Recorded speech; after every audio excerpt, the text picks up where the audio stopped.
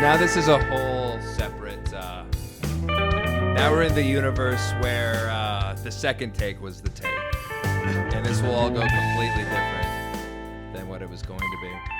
We've rolled the dice. Yeah. Well, welcome to Mission Stories. My name is Troy, and I'm here, of course, as always, with not as always. I was going to say not always. Sometimes you're not There's here. 99% of the time. Yeah, twice you were not here, and I just went crazy. And Lyndon, hello. Hello to you. Okay. I was going to say it's been some time, It has except been- this is the shortest interval between an episode ever Do you know why that is? because we have a special guest.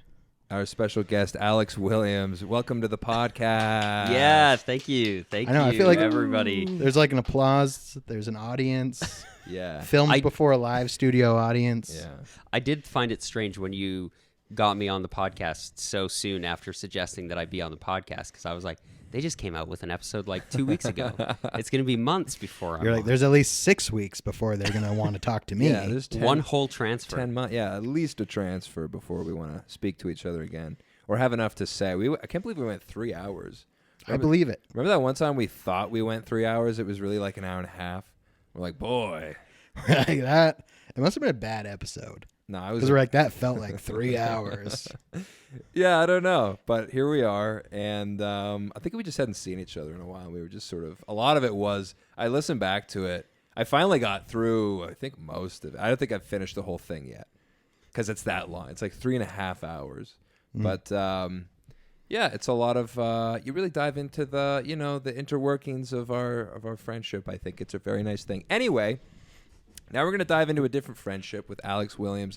Number one, true and faithful, I think. Number one, I email Yeah. after almost every single episode. Whenever I pull up one of your guys' episodes, Yeah. I actually start an email draft. Dude, And I type as I go, and when the episode's done, I send it. you're the best fan. Have we? Hey, Do we read can I those? say?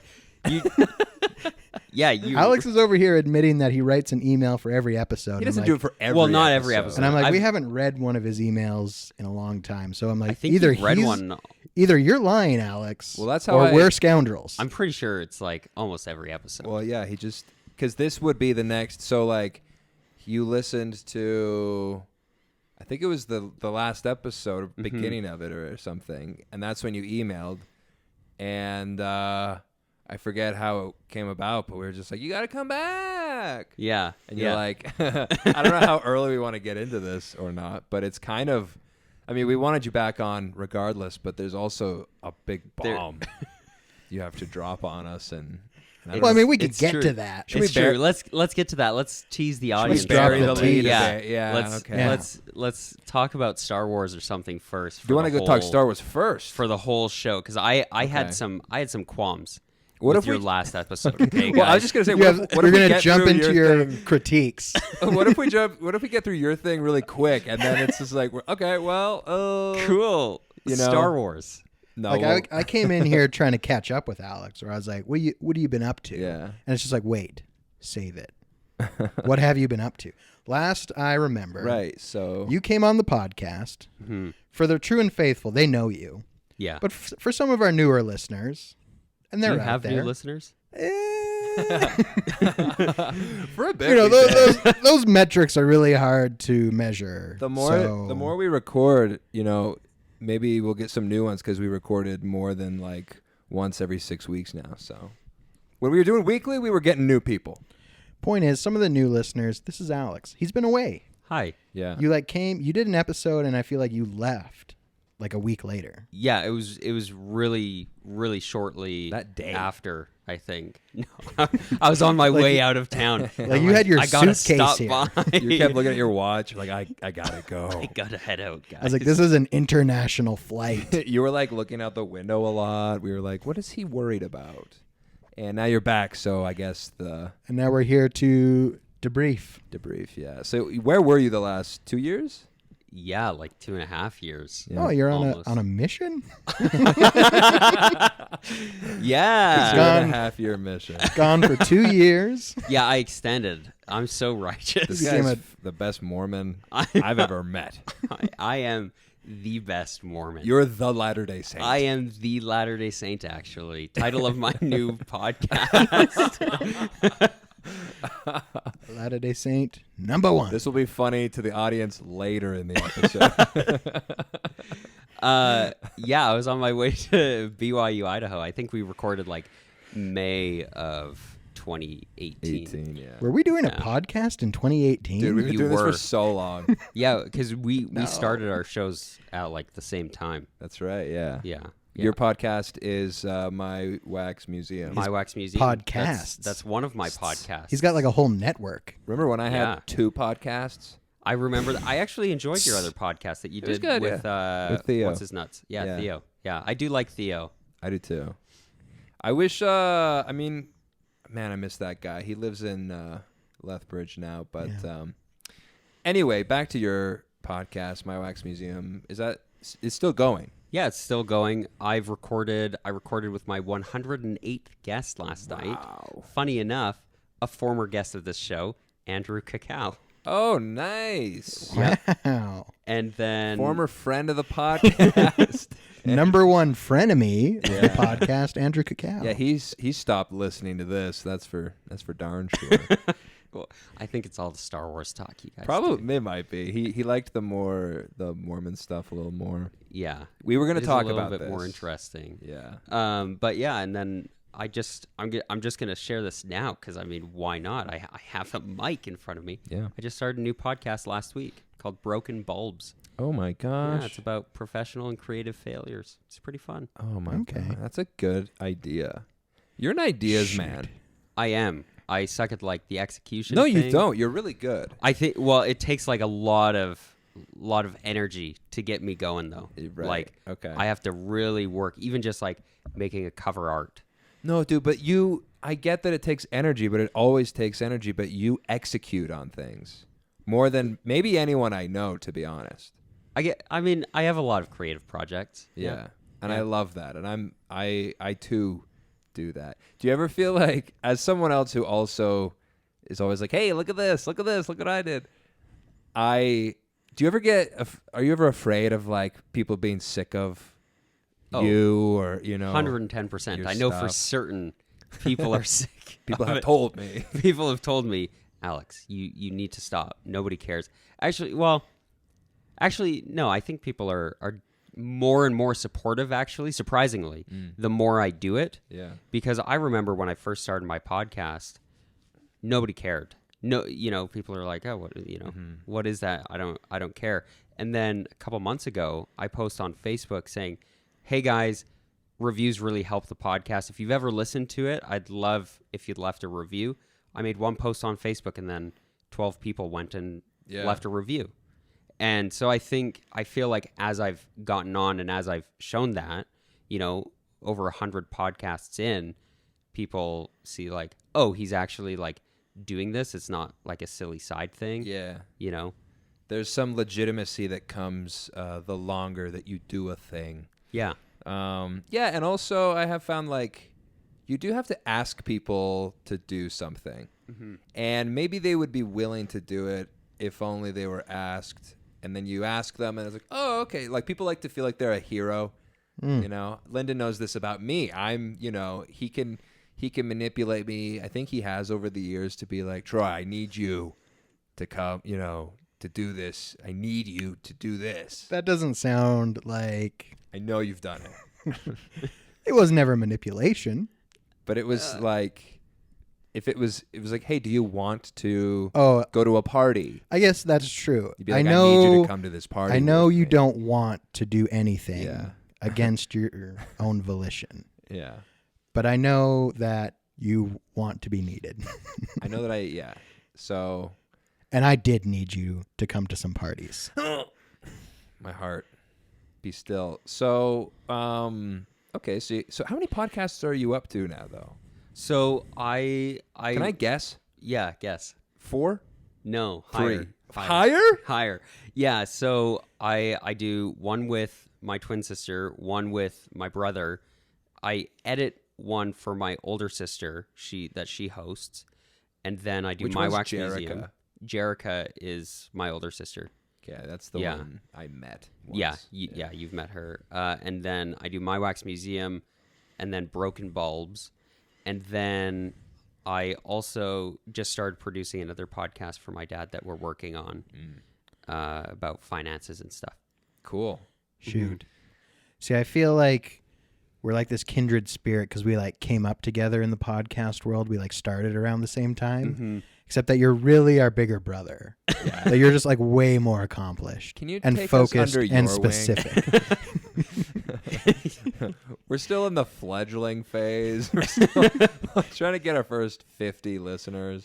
Here's the thing though about your guys' show. You guys have such great chemistry. Like that's why I listen to every single episode, even though half the time it's not related to mission stories at all. But I enjoy your guys' How many chemistry. times do we have to say Mission Stories? Son It's a brand. This was something we were, before we got started, we were gonna start talking about this. We're like, save it for the podcast.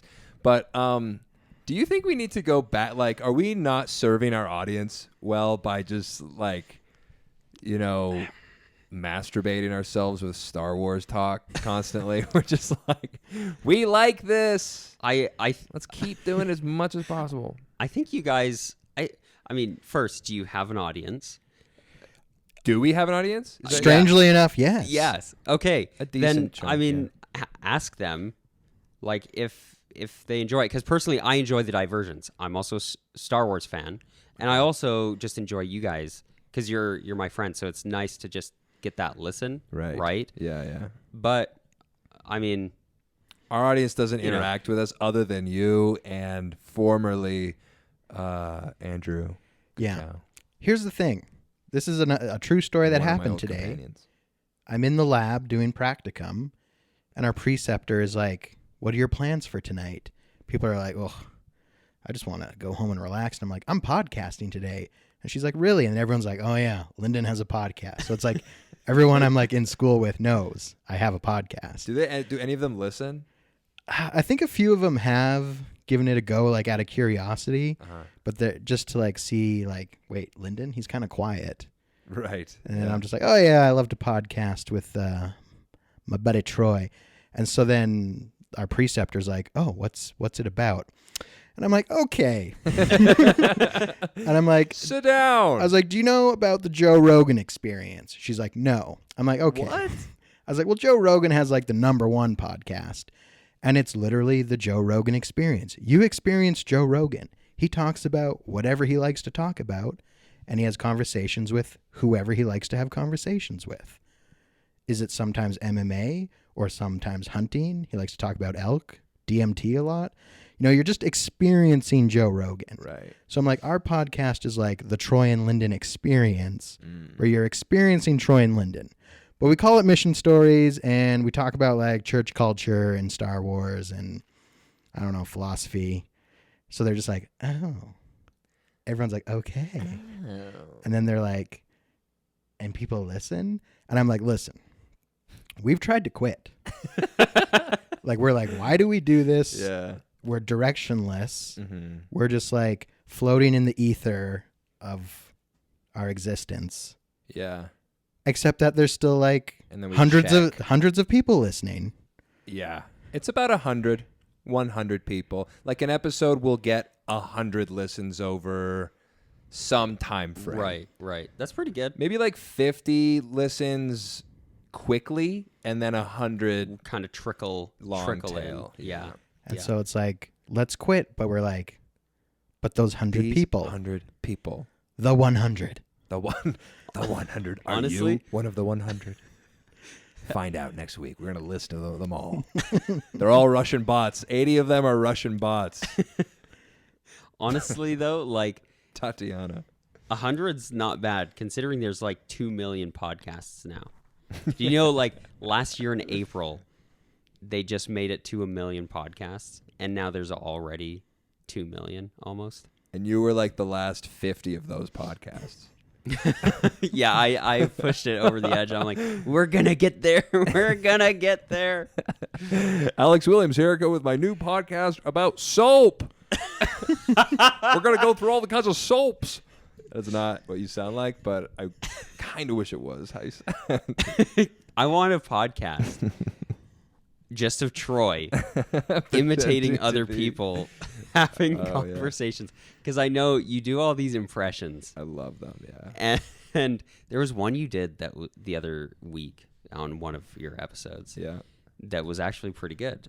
I was Which one? impressed. Bill Burr. I forget. It was was Bill gonna Burr. say, It was Bill Bill Burr. Burr. Bill When Burr. you- Yeah. Hey, listen. Oh, now you got to put this on me. Okay. Yeah. Bill Burr. You should just do a podcast of you having conversations with your impressions of people. That could be fun. I feel like It'd be a very niche thing. Yeah. People would only listen to it to like check it out. I'd listen to every episode, and then I'd email in every episode, dude, you're the best. hoping that you would do an impression of me, that I would be like a guest Let's see. on the show. Your register is sort of here. Make me sound really nerdy. Nerdy. Hold on. Keep going. Back and forth, You're- please. Okay. I want to see. Keep going. Okay. keep going. What should I say? So quick- and you sort of talk. The quick brown fox The jumped quick over brown the fox fence. jumped over The lazy dog. The lazy dog. dog. The quick. I feel bad. I'm gonna stop. Is that how was that? I'll have to like listen. Well, now back I want it. to listen back through it. Yeah. Because of course my voice sounds different when I'm Yeah. speaking. So I don't know. when it comes out, I'll listen and I'll be like, oh dang it! He got me exactly right. This is my impression of your you do impression me? of me. Can you do me? Okay. I don't think I can. I'm not great at impressions. Hi, I'm Troy. I love podcasting. I'm not sure what my podcast is about, but I love it. That's like a great Yeah. impression of an impression of Troy. Yeah. I love like the one derivative, the impression of an impression. Yeah. Yes, yeah. You got to just push it a little further because then you distance yourself from any, backlash. Yeah. Dana Carvey was, great comedian, sketch artist. Impressionist Dana Carvey. He's always like, his number one rule is it has to be funny first, and then accurate after that. Mm-hmm. So like a lot of his impressions are like, yeah, they're these weird abstractions of the person. They're not like these exact things. Like his Trump, I think he like broke down what his Trump was, and it was like Marlon Brando. It's like Marlon Brando plus, and then like someone else, but okay, and like he did all these. I did all these little things, okay, yeah. So it was an interesting insight into impressions, but yeah, I don't know if I'm gonna do that podcast though. Podcasts are expensive, dude. It's a lot of work, man.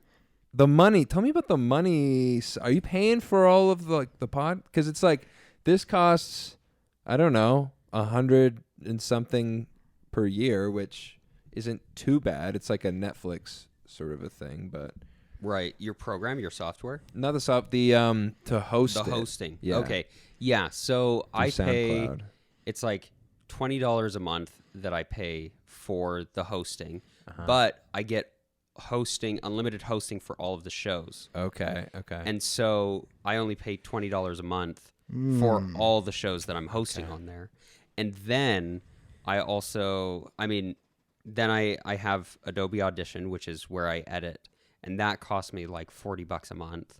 But it comes with the whole Adobe suite, Right. and which I also use for work, right? Yeah. Like keep in mind, I get paid to do some of this stuff. Not my own podcasts I don't get paid for, but I get paid for some of the other podcasts that I do for businesses, or I did a bunch of podcasts for professors. I got paid for those. Mm-hmm.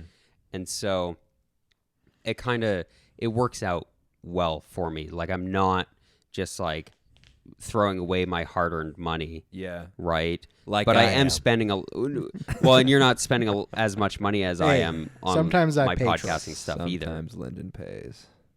He pays in other ways. I shoot his Oh. guns and use his ammo, so It's give and take. it's you know? give and take. Yeah, that's fair. That's fair. Mhm. So it sounds like you. That's interesting. So it's like $20 for and you can host several any number of podcasts. Any number of that you want. podcasts. I see. The only way that it goes up is if I spend, or if I get more listeners. But you need like 140,000 listeners a month. Okay. So that's it's like it's in your best interest to start as many podcasts as possible. Yeah, we really need to scale up. Yeah, we need we probably should like We probably need jump on whatever a you're dozen doing. more podcasts. Yeah. Yeah. Oh yeah. Because I started on SoundCloud. Yeah. And then I left it a little while later, and then I was hosting on Squarespace. And then I realized Squarespace was made for websites and not like podcasting, even though like it worked. Yeah. But then now I'm on, it's called Captivate.fm, and works great. Okay. Yeah. I'll have to look into that perhaps. Okay, I want to hear these qualms about our Star Wars hot takes. Sure, yeah. Okay, first, I just want to say the Thrawn books, they're good. Yeah. Book number 1 was the best. Okay. Book number 3, second best. Book number 2, not that great. Great. That's the one I just started. Yeah, which is why I kind of held off on emailing you that. But then, you bring me in here, you ask me questions. You bring me in here. You ask your questions. So, why would you rank them in that order without spoiling them for Lyndon? Yeah, I just thought, I don't know, the way that they were all written. I think the first one was the most interesting, which Lyndon brought up on the last episode with those little prologues that he does beforehand. Yeah. Where he's kind of analyzing people. It's really cool. And then I didn't find the second one that interesting. And then the third one, there's just like a lot of intrigue. And so you start getting into it and start just learning so much more about where exactly Thrawn fits in this universe. Okay, well then, as someone who's read all of the canon Thrawn books, how do you think he should have worked his way into the sequels? As we're learning from The Mandalorian, Thrawn is alive and well after Return of the Jedi. Yeah. We don't know where that's going to go. But could we have done the sequels instead of Palpatine coming back as the big baddie? Why not Thrawn? Thrawn should have been the guy Sure. in the sequel trilogy. Yeah, this guy knows what's up. The sequels altogether, garbage. Episode 7, you can sit down and enjoy like well enough. Yeah. Like I'd say it's an okay movie. And then episode 8 and 9 are just sitting there like shoveling garbage at you while putting everything else from the previous movie in the fire. But sprinkled with Disney magic. But sprinkled with Disney magic. So it's high quality. You can watch it, you can enjoy it, you can sit there, right? There's splashes of brilliance in those sequel films, I think. Yeah, but it's not like, it just doesn't feel like, especially after we've been blessed so graciously with the Clone Wars and even Rebels, honestly, and even I would say Resistance. Boo. I think That Resistance show's not good. I think it's underrated. I think the other shows got like a chance to get good, and then Resistance was never given that chance. I think it would have gotten really, really good. I have to get through Rebels still. Honestly, Clone Wars was a bit of a slog in some points. I look back on it with fond memories. A lot of like the animation stuff I've done, I was like animating and Clone Wars was happening in the background, and every time there's like a lightsaber battle, I would like look up and just be in awe of the splendor of it all. But I think my theory on like, I've been sort of looking into on YouTube anyway, people's thoughts and opinions on how they treated Luke Skywalker in the sequel, specifically in The Last Jedi, and then sort of the fallout and the aftermath in Rise of Skywalker, which was like Rian Johnson really screwed the pooch on Luke Skywalker in The Last Jedi. Like, he really was this completely off character representation of Luke Skywalker. Like, he just, and Mark Hamill, I had no idea how often he said this, but like every single interview about it, he's like, this is not like, he's Jake Skywalker. He's not Luke Skywalker. I think of him as Jake Skywalker because Luke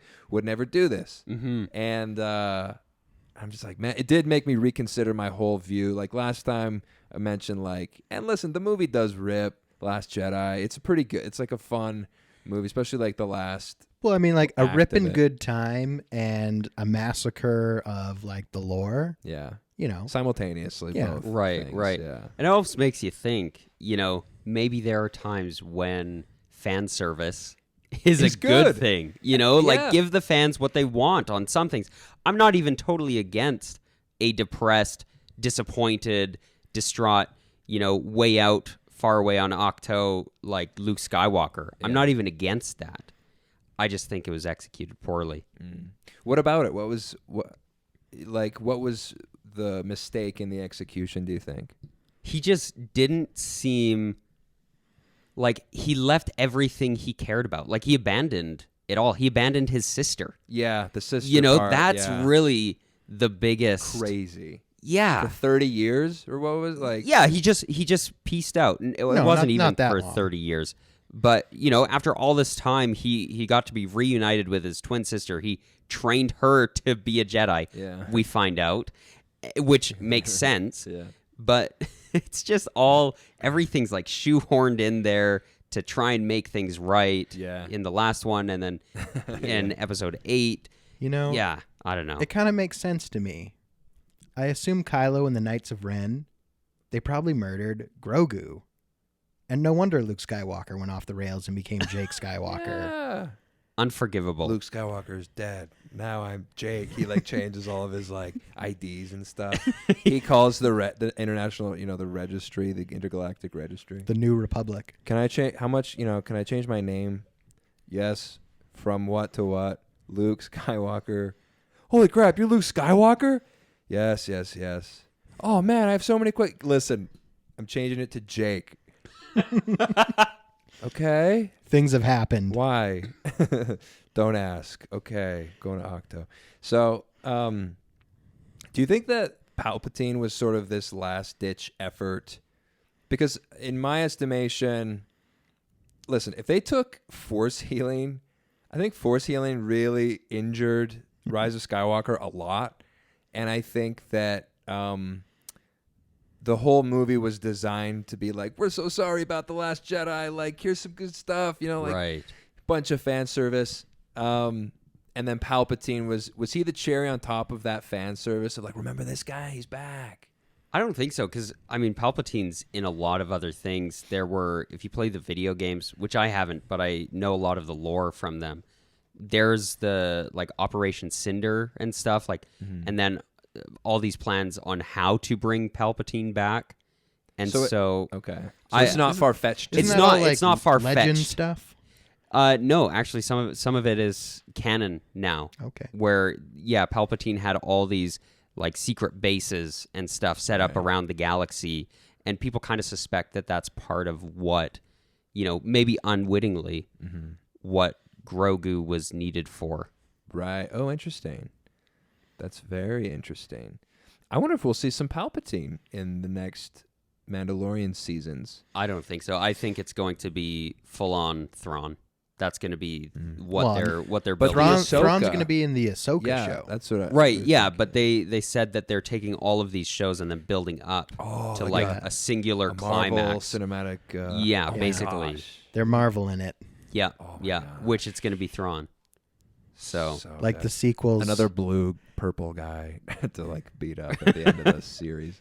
dude, Thrawn is I don't know much about Thrawn. I Dude. need to watch Rebels. Maybe I should read these books. you should, or even get the audiobooks. That's what I did. I'm such a Audiobook. slow reader. I got the Yeah, audiobooks me for too, them. Me too. And the guy who does the reading of the audiobooks, amazing. Right. Like just absolutely phenomenal. Okay. Now, have you nerded out and read the original Thrawn trilogy that is not canon? I have not. It is on my list. I just don't have enough Audible credits to go and get all of it because I want to binge it. So I'm saving up my credits. Okay. Guess we'll save that for later then.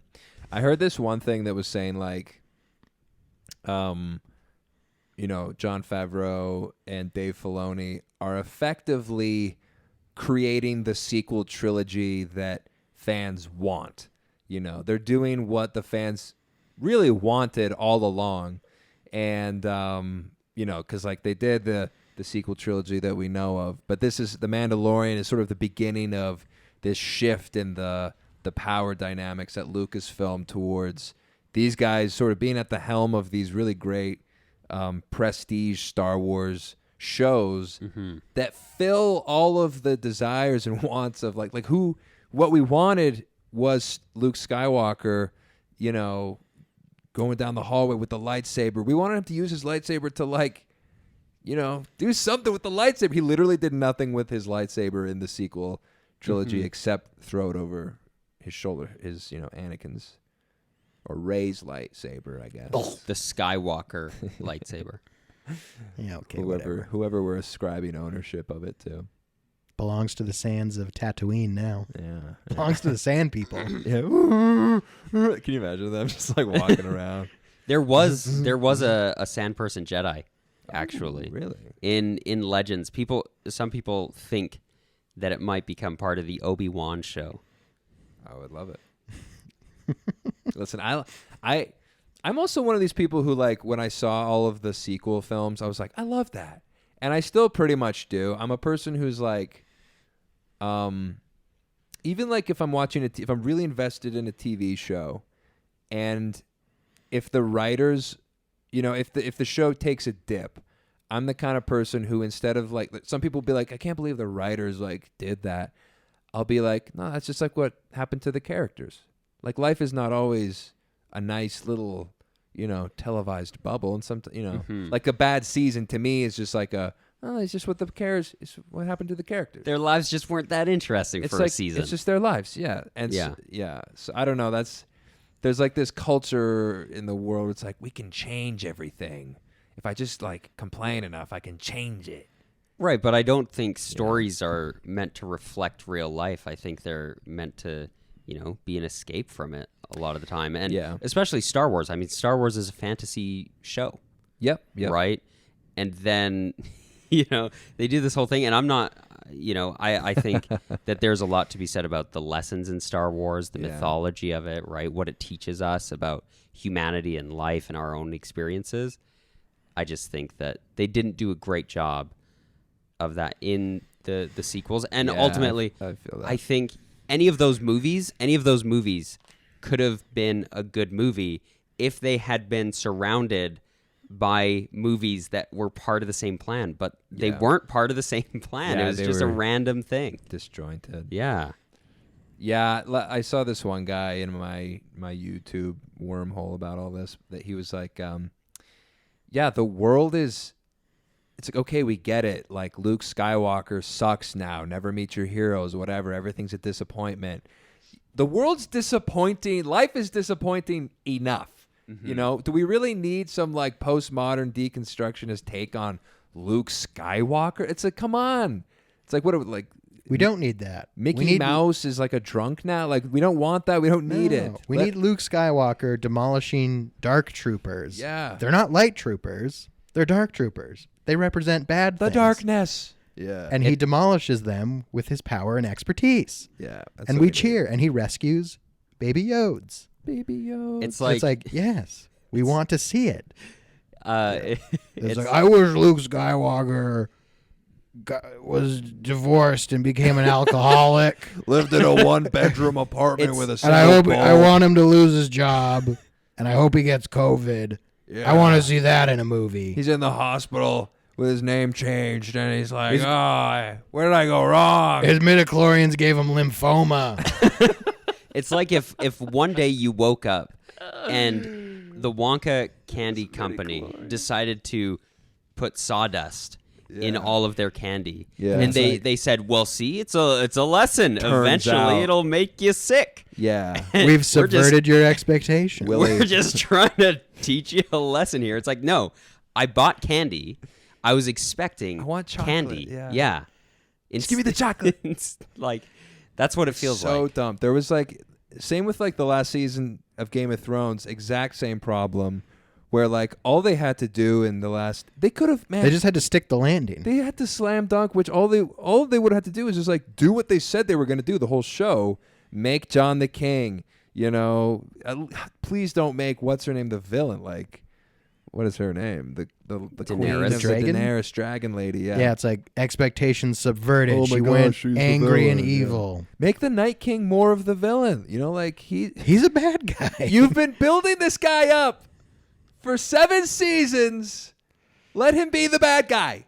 You know? See, I really want to watch Game of Thrones, but because Oh my gosh. I know that season 8 was so poorly received, I'm scared. I'm It's sitting worth it, like, I'm gonna get through the first 7 seasons and be like, this is amazing, but I know that it's about to go all the way downhill.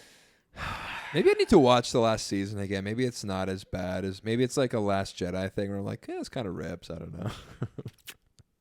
I mean, yeah, they didn't stick to Listen, it. it is disappointing. They ran out of material. They ran out of book material before the last season. But the last season, the second to last season was quite good. Yes. And the last season was like, Yeah, they You they know? just like lost their heads. That's probably why those guys got fired from Star Wars. probably right. I think so. And the thing is, I think they were getting excited to move on to other projects Yeah. like Star Wars. Yeah. And then because of that, they messed up their thing. And then Yeah. Star Wars was like, hey, wait a second. If you're not going to like see something through to the end, Yeah. like, I don't know if this is going to work out. And they were right to do that. Like, Yeah. What it was such. All they had to do. It's the end of every movie. It's like just do what you've been leading up to this whole time. Just deliver the thing you've said is going to happen. You know, blow up the spaceship, rob the bank. You know, come. You know, save the guy from the dream or whatever. You know, do the thing. Yeah, it's like the underdog is supposed to become the king. That's what the ending of a thing is about. You do the thing. It's like, we got to reveal his identity, and now he has to fulfill his role. Yeah. Are we a Game of Thrones podcast now? Now we're Oh. Game of Mission Thrones. Game yeah. of Mission Thrones. Game of I Mission like it. Wars. Yeah, Mission War Story Worries. Yeah. Story Wars. Yeah. Wario. Okay, so now we're a Mario podcast. So And now we're an emergency sirens podcast. yeah, it changes from second to second what we are. What a ride. What a ride.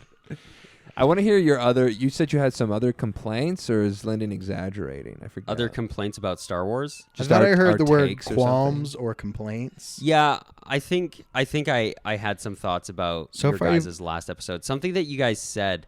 Oh yeah, you called him Cobb Vance. It's Cobb Vance. Vanth. Yeah. Yeah. I watched the making of. like Vance refrigeration. Yeah. Bob Vance. Yeah, I was like, that's not how you say it. It's Yeah. funnier the way we said it. Cobb Vance, whatever. A Vance refrigeration. Vanth. Yeah, Cobb Vanth. Vanth refrigerate. Yeah. Well, thank you. That's why we need you to correct us. Yeah. Yes. Yeah. I'll do a fact check. We shoot from the hip, and we don't apologize. No. So When you shoot from the Not hip, sorry. your bullets go anywhere. as they say, when you shoot from the hip, you better pray it's good. Yeah, that sounds That's right. what they always say. As they always say. I that. always say that. Projectiles from the hip, better watch your lip. Yeah. Well, If you're projecting from your waist,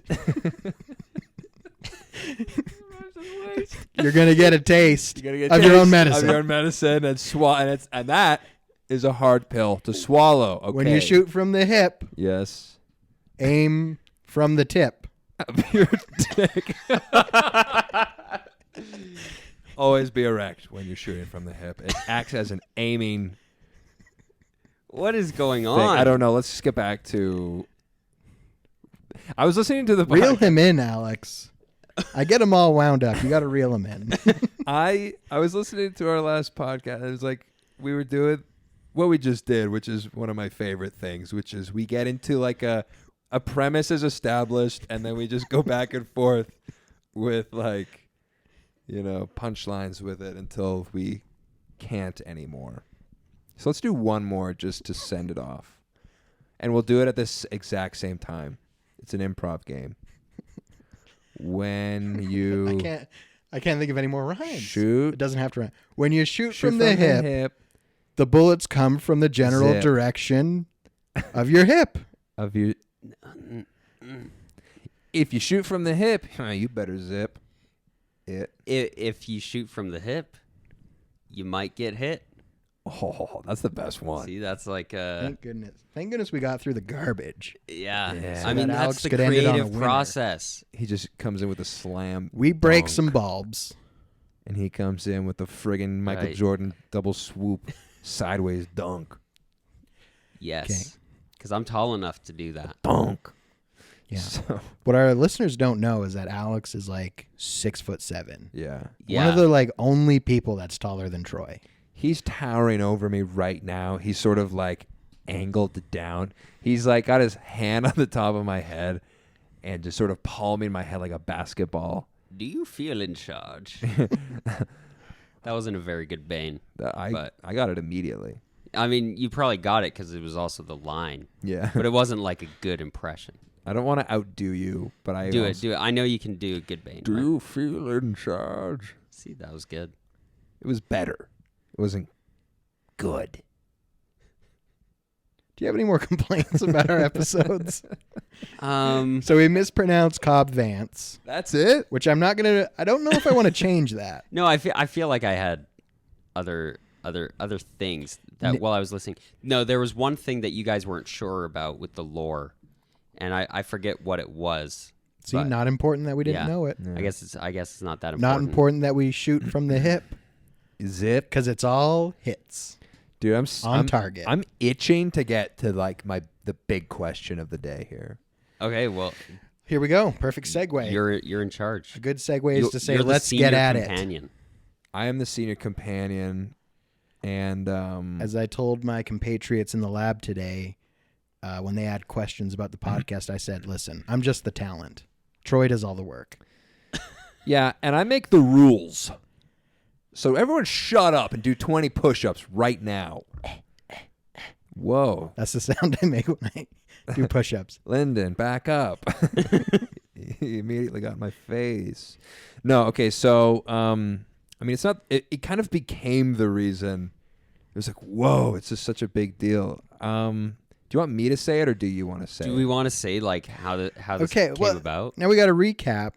You left and went to BYU, Idaho. I left. Yeah, we in- gotta talk you about went it. on your 2.5-year mission. Is this part of the story? I guess yeah. There's like a part of the story in there, but maybe to like quickly get us say to the like say the thing and then we'll say the other thing. Say the big thing? say the big thing. Yeah. I'm leaving the Church of Jesus Christ of Latter-day Saints, which I'm sure most listeners would get that Right. by the context of this show. Now, Lyndon, you said to me, what did you say? You're like, don't cheer. And I was like, why would I cheer, Lyndon? That's not what I said. Did you cheer? You were like, I was like, I have this weird Schadenfreude thing. And I was like, oh, weird.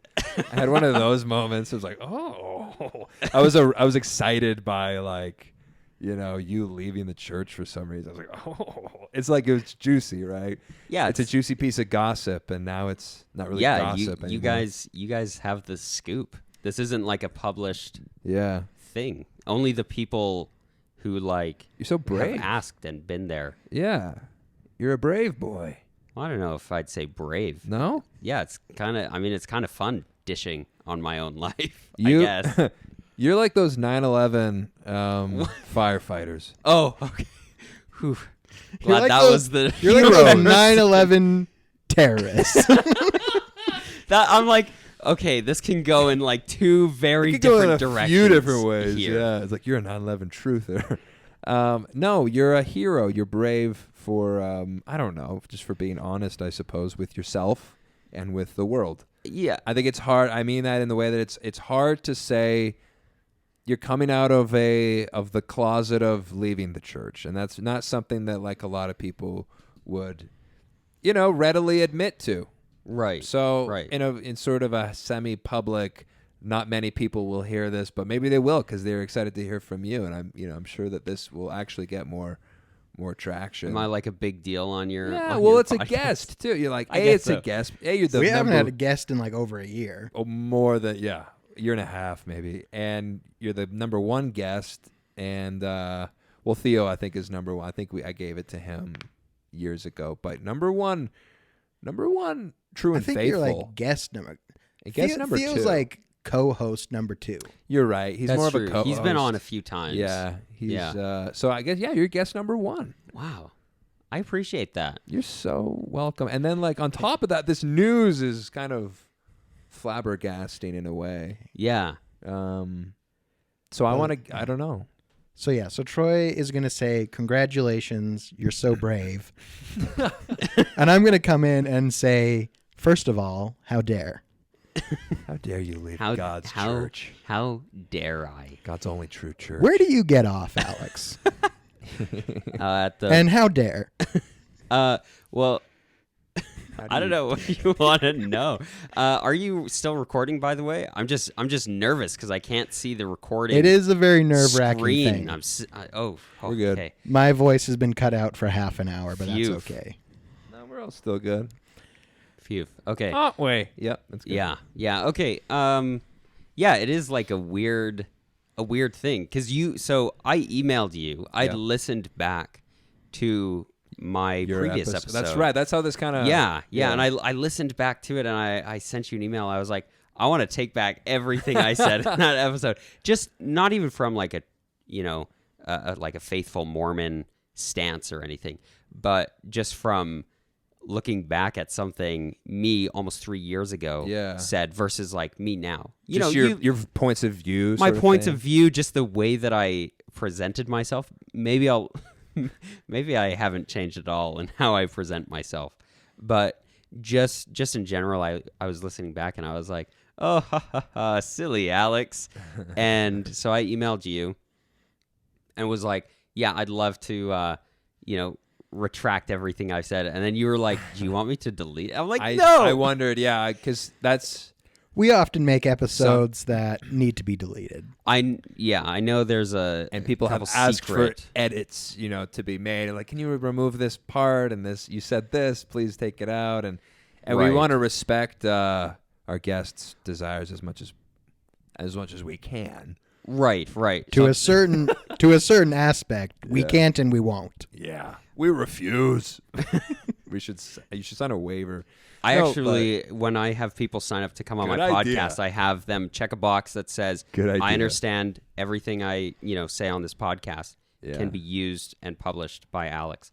And I'm always respectful to my guests, right? Like when I'm editing the podcast, if they say anything that I'm like, I don't think that they would want to listen to that or that their mom would want to listen to that. And it's only happened. And then you extort them to delete it. Yes. No, I just go and I just cut it out. And and I mean, because what kind of stuff are we talking? Got to be respectful. Well, somebody just said something once that I understood why he was saying it.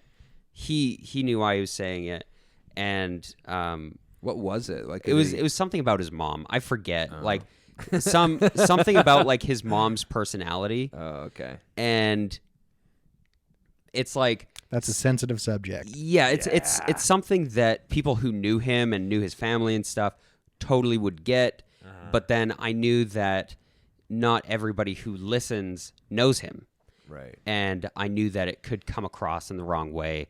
And I was like, even though I don't have a ton of listeners, even though, this probably will never surface, his career might not lead to it, being surfaced or anything. Yeah. I just don't want to leave anything for people to come over and be like, oh, well, you said this on a podcast when you were 19. Yeah. Right. It was very complimentary, but Cindy Russell sort of had the same. She was like, I don't know how big you guys will eventually become. And so I think she wanted us to take wouldn't it have been like a good 10-minute portion? Yeah, I think she was bashing someone from her mission, I think. Oh, And so she's like, can you just take that Wait, out? she was telling mission stories? Yeah. Cindy's Does got that a lot happen? of great Was mission she? stories. I forget. I think she was bashing someone. I feel like she was, well, now we Right, can't. they got to take this. Right. Now we're gonna have to if I say who, then she was speaking very complimentary of someone, and it was too complimentary, and it would have embarrassed them, so we had to take it out. That's right. It was too nice. It was too nice. It was too nice. And so, yeah. So you're leaving the church. Why? I don't believe in any of it. Cool.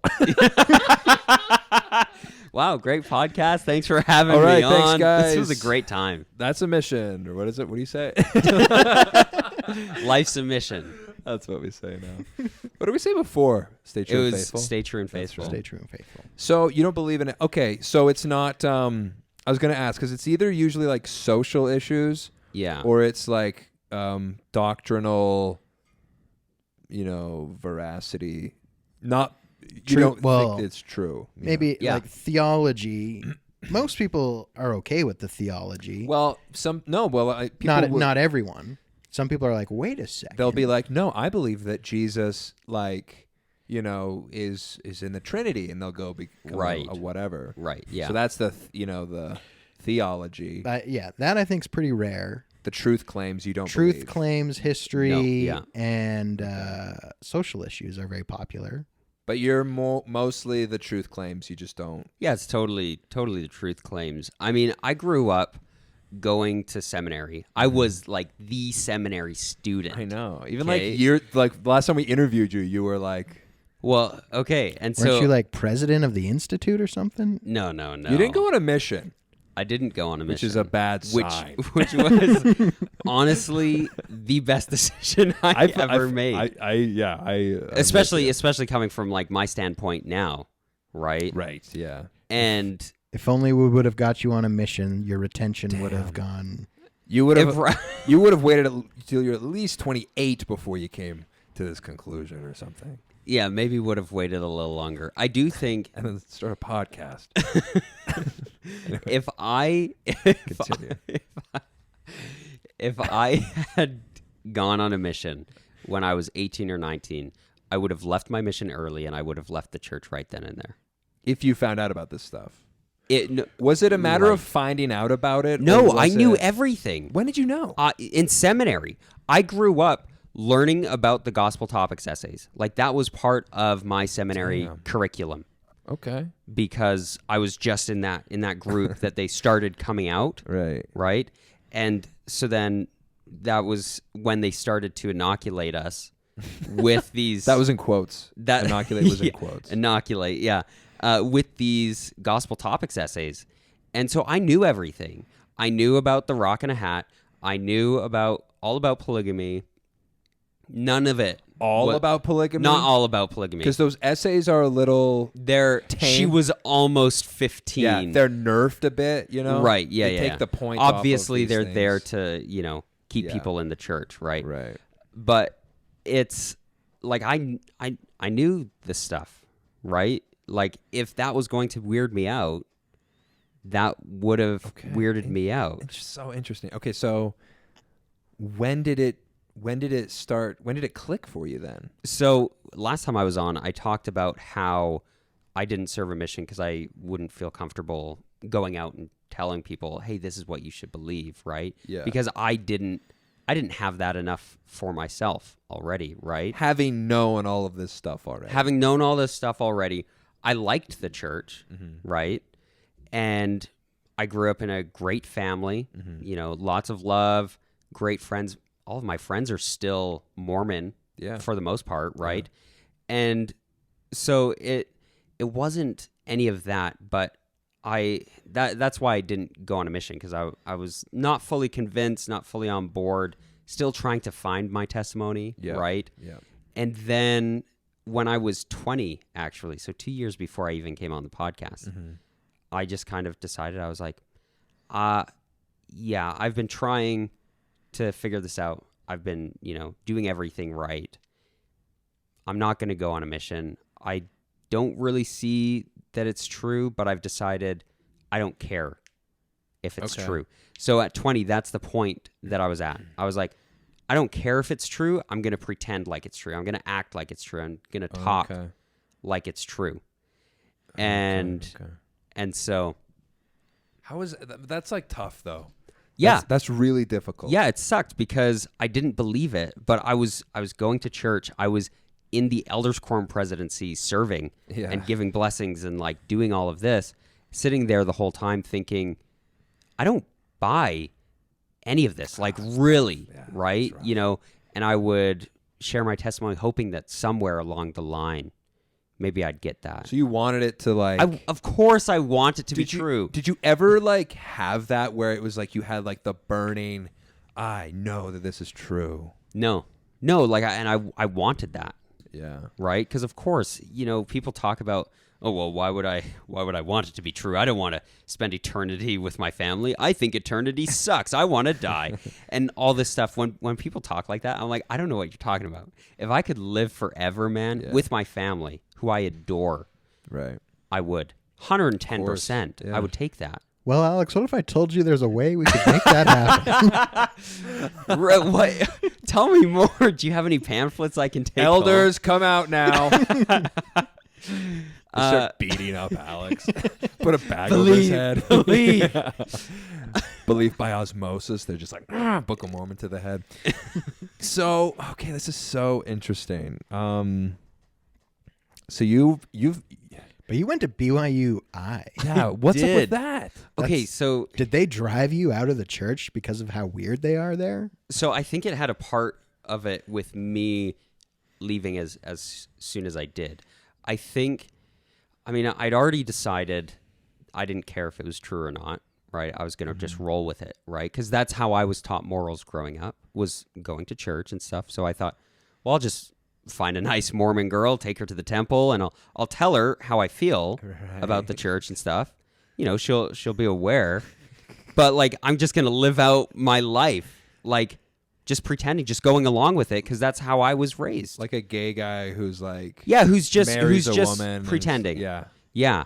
And I thought, you know what, that'll be the best, because then I don't break my mom's heart, right? Is her heart broken? I've talked to her about it. If we want, I can get into like the way people have reacted, like Yeah. and stuff.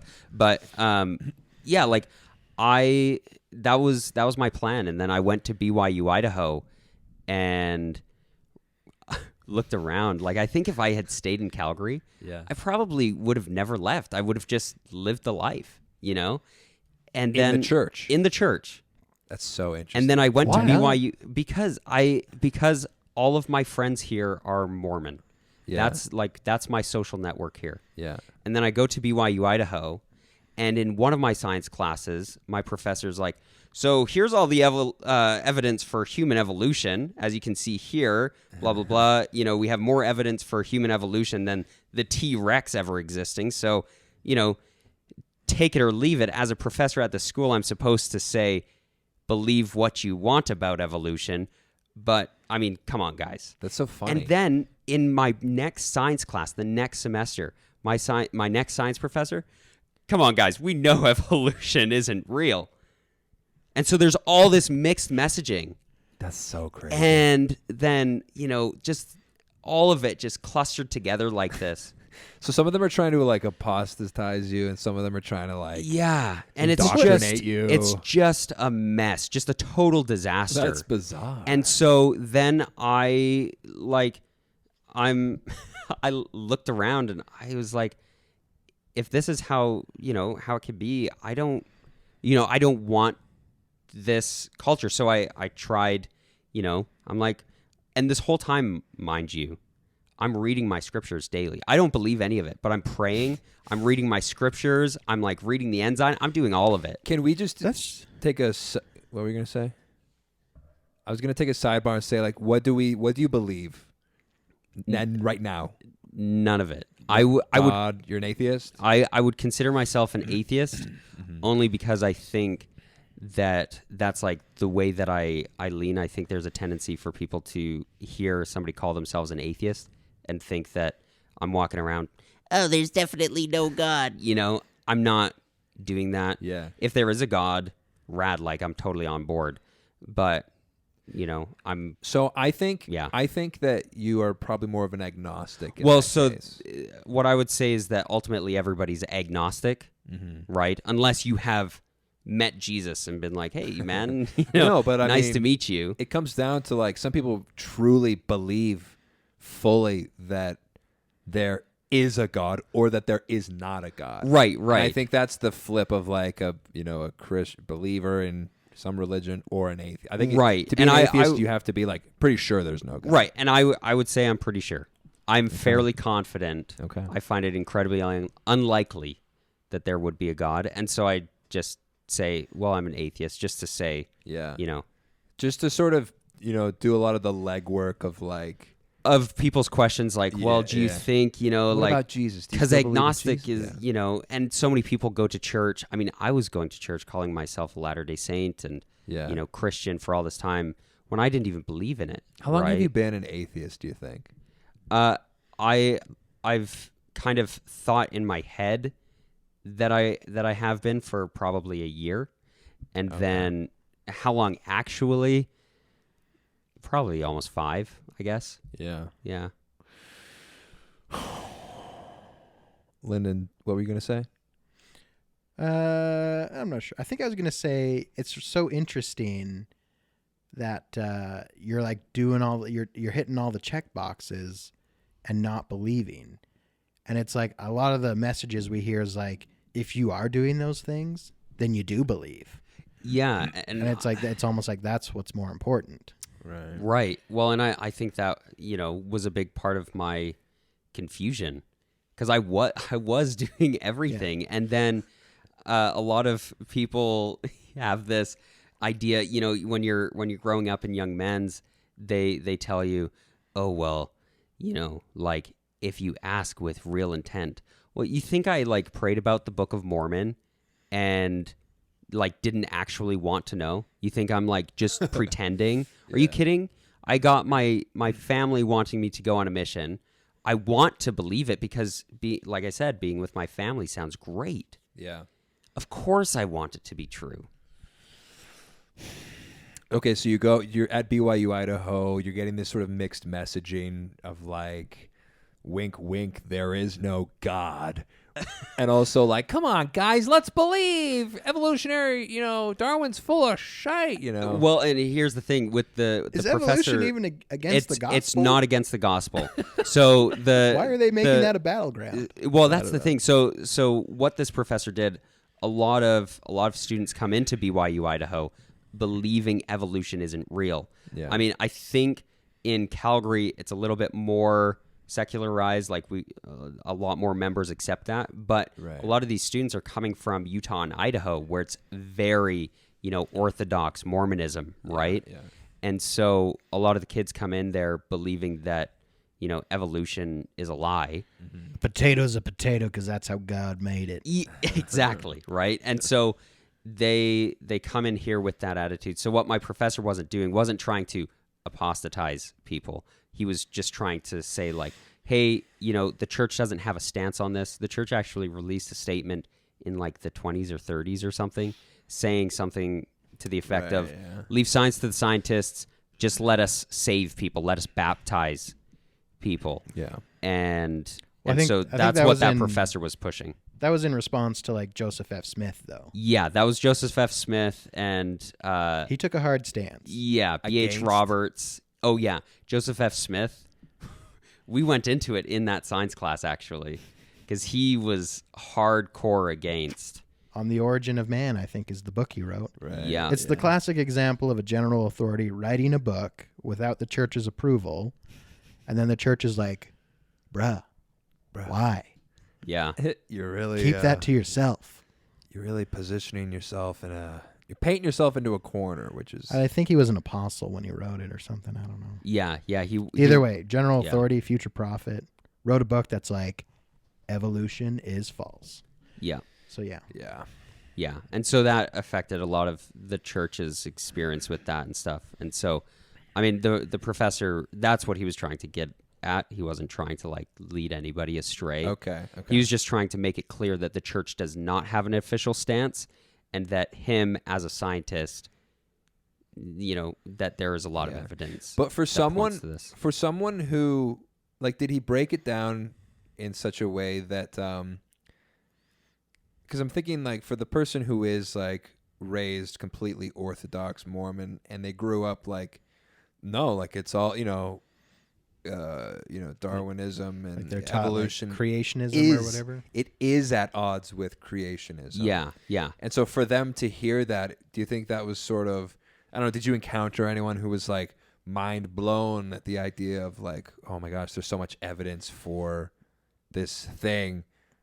Like, was that, did you see any of that when you were down there? People who like their testimonies started to struggle when they encountered scientific fact?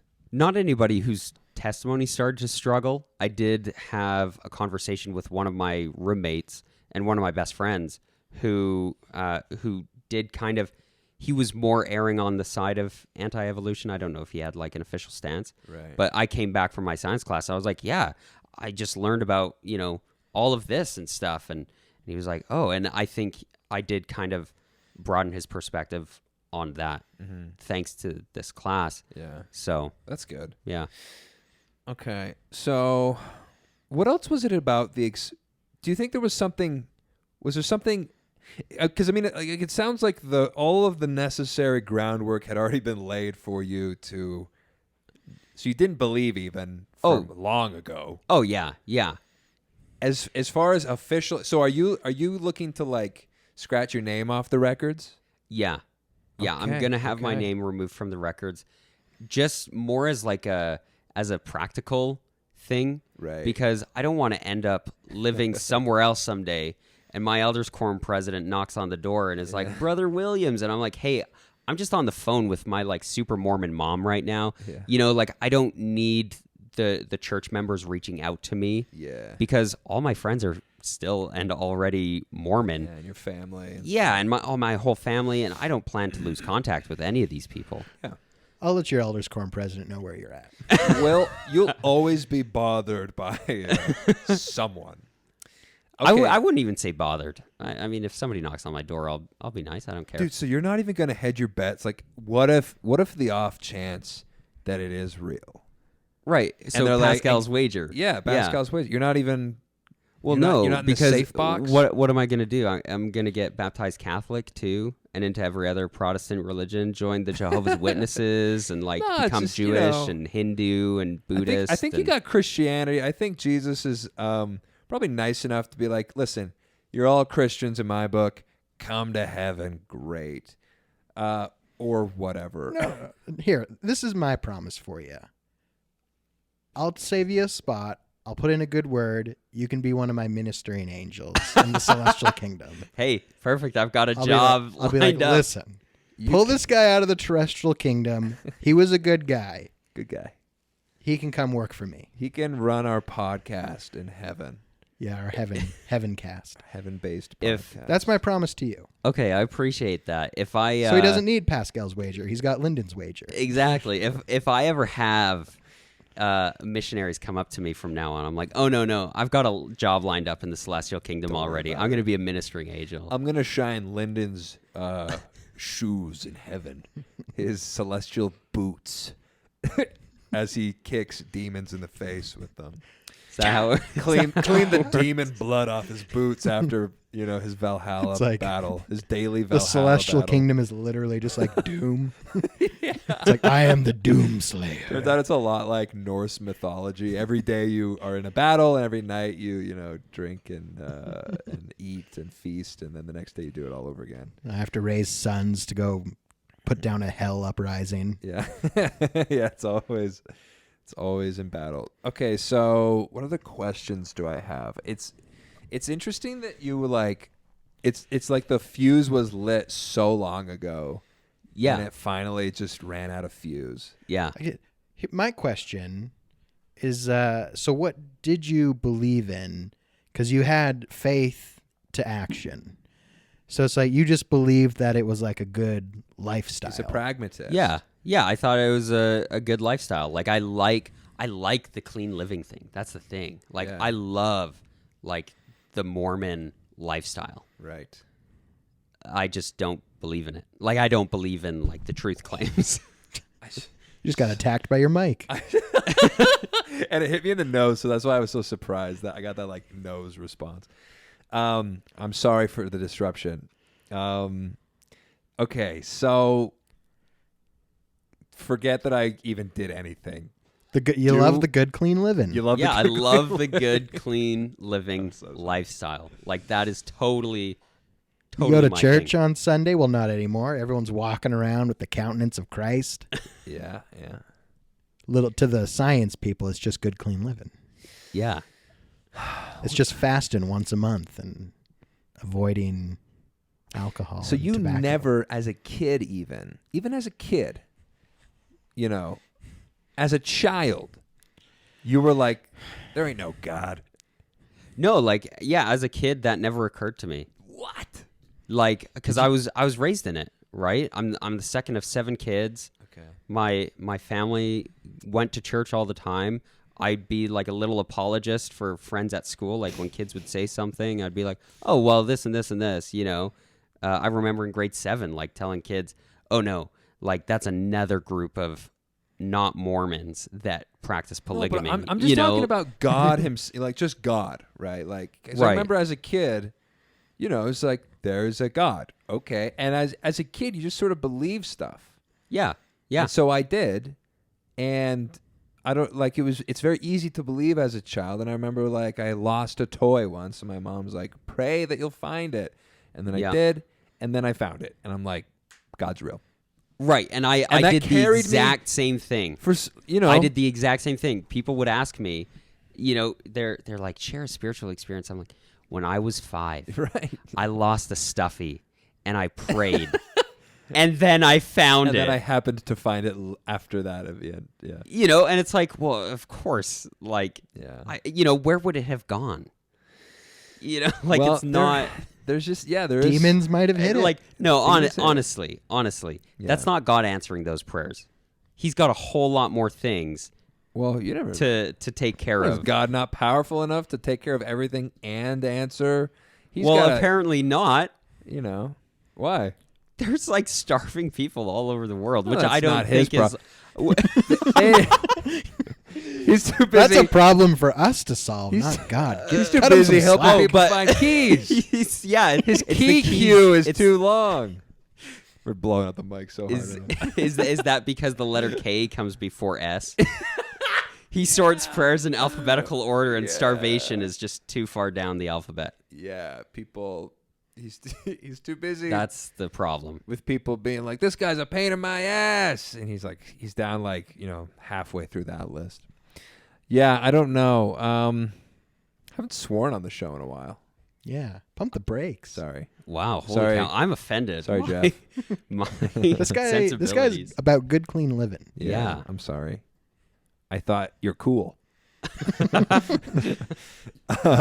Yeah, Swearing is not cool. Swearing's not cool. I'm going to politely ask that you don't use that kind of language around me because it's upsetting. yeah. He's Screw leaving. you. He's leaving the church. He's not becoming like An a animal. bad person. Yeah.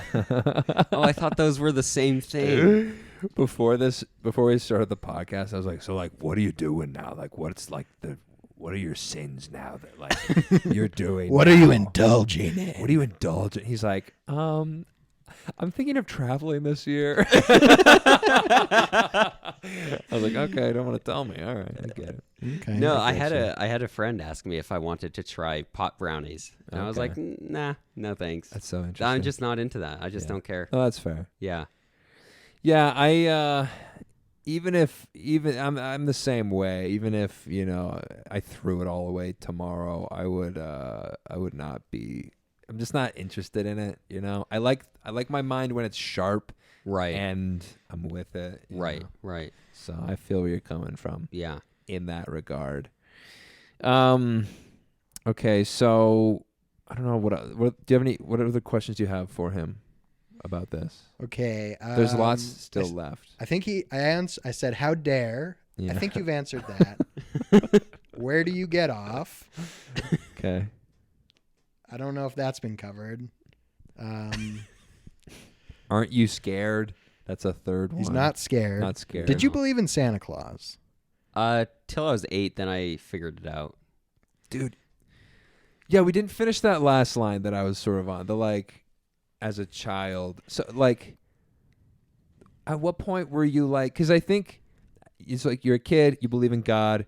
You have sort of nothing has challenged your belief in God, and it doesn't really for probably like years and years, right? And some people kind of go their whole lives and somehow it just, their depiction of God is never challenged in any way. And, God bless those people. But, for a lot of us, our conception of God or who he is or whatever, a deity in general, it does even like the most stalwart Mormon is going to come across that. When did you come across that? I don't know. Like it never really occurred to me that there wouldn't be a God. Like whenever I met like an atheist, I think I met my first atheist, who like I knew was atheist and considered themselves atheist after high school. Like I was already, an adult by then. And it kind of like it didn't make that much sense to me. And I kind of thought like, how do you be moral? And I had this whole like, I don't know how you can possibly do that. So at that point, you're out of high school. You're still like, I believe in God and everything. I was at the least rolling with it, right? I don't know like how strong my testimony was. I was really working to have a testimony. And so I would, tell myself, right? I would be bearing my testimony to myself to try and convince myself. Have right? you ever had the burning of the bosom? Did you ever have that? I mean, like at EFY, when you're, standing in a big group singing. Oh, I was going to say, the singing. I was like, if you haven't felt, like, have you felt this before, Lyndon? Well, no, like I was at EFY slugging back the Kool-Aid and we're like in that big, like, praise to the man, army of Helaman right, mashup. The EFY medley. That EFY medley. Right. And we're in Mac Hall at the U of C, and there's just like banners on the big screen of Joseph Smith. And we're just like blasting, and I could feel like waves of the spirit as the music came. And then I look up at the banner and I'm like, frick, I'm in a cult.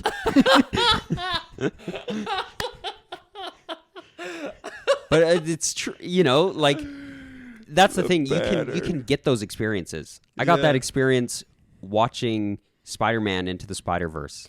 Yeah, right. Like Saving Private Ryan. Right. Like these these are the only brothers I amazing, have left, amazing things. The things that you appreciate. The things and so I just think that the church is conveniently built to foster those experiences. Yeah, it's not that convenient. Yeah, it's a little inconvenient. But also, I might make this argument though. I would say that like whenever I feel that feeling, it's something that rings perfectly true. Like it take away any morality that the church gives you. I think it's a great compass for like here's something that is truly brave, courageous, self-sacrificing, beautiful, all of these qualities and attributes. That's usually when I feel those things is in when a character will sacrifice himself for another character. Like there's just something beautiful and pure about that. And I also feel that sometimes in some church things too. So and that's the argument to be made for the church. It's like I don't think there's a mutually exclusive thing where it's like. Now Theo had a good point where he's like, I made myself feel it. He just like sort of like sat there, no external stimulus, and just sort of like he like reached into the synapses in his brain to be like, I know you're in there, and just sort of caused that feeling in himself. Which sometimes I think I've done that in prayer also, when I'm sort of reaching for an answer to a prayer. Yeah, you want to hear something. It's like, please God, and then it's just like you want a feeling to manifest, so it does maybe, but okay, so you have felt it, you just sort of and do you just like dismiss it as your own confirmation bias? Yeah, I mean, terrorists feel the same thing about what they're doing, right? Like that's the thing is that you can say that wrong. and those I mean those feelings of togetherness, of that feeling of belonging, right? Yeah. That's real. That's a real feeling. Yeah. But the problem is that that's not exclusive to good things. Right? You're sitting there at EFY, right? Well, how do you think, soldiers marching in North Korea, don't you think they feel good And They with got that banners rhythm? of Kim Jong. And, Right. and Nazis, and you're totally right. You're right. you're Like I completely right. don't think that that's something that you can say, but what about this? Because Yeah, you're that right. happens You're right. all the time I for forgot about everybody. that. It's been a while since I've been through the rigor of all of this. I was jumping through all of these hoops and doing all these mental gymnastics like 2 years ago when we started, and I've sort of like put it behind me a little bit, but you're totally right. One of the reasons that I had to get to a point where I had to be able to think for myself, and I had to reason and justify. Like no conclusion I came to would be good at, like, just feeling the spirit, quote unquote, would never be good enough to follow through on some action. Right. Because of the things, like you said, that people have done in the name of, I thought God told me to do this. Right. Murder, Yeah. that It's not a good horrible justification. stuff. Yeah. And I mean, like with this confirmation bias thing, last time I was on, I talked about how I didn't go on a mission because I didn't want to go on a mission. Yeah. Right? That's what it is. I made a decision. Now, I also prayed about whether or not I should go on a mission. Do Yeah. you know what the answer was? No. The answer was don't go. Yeah. Right?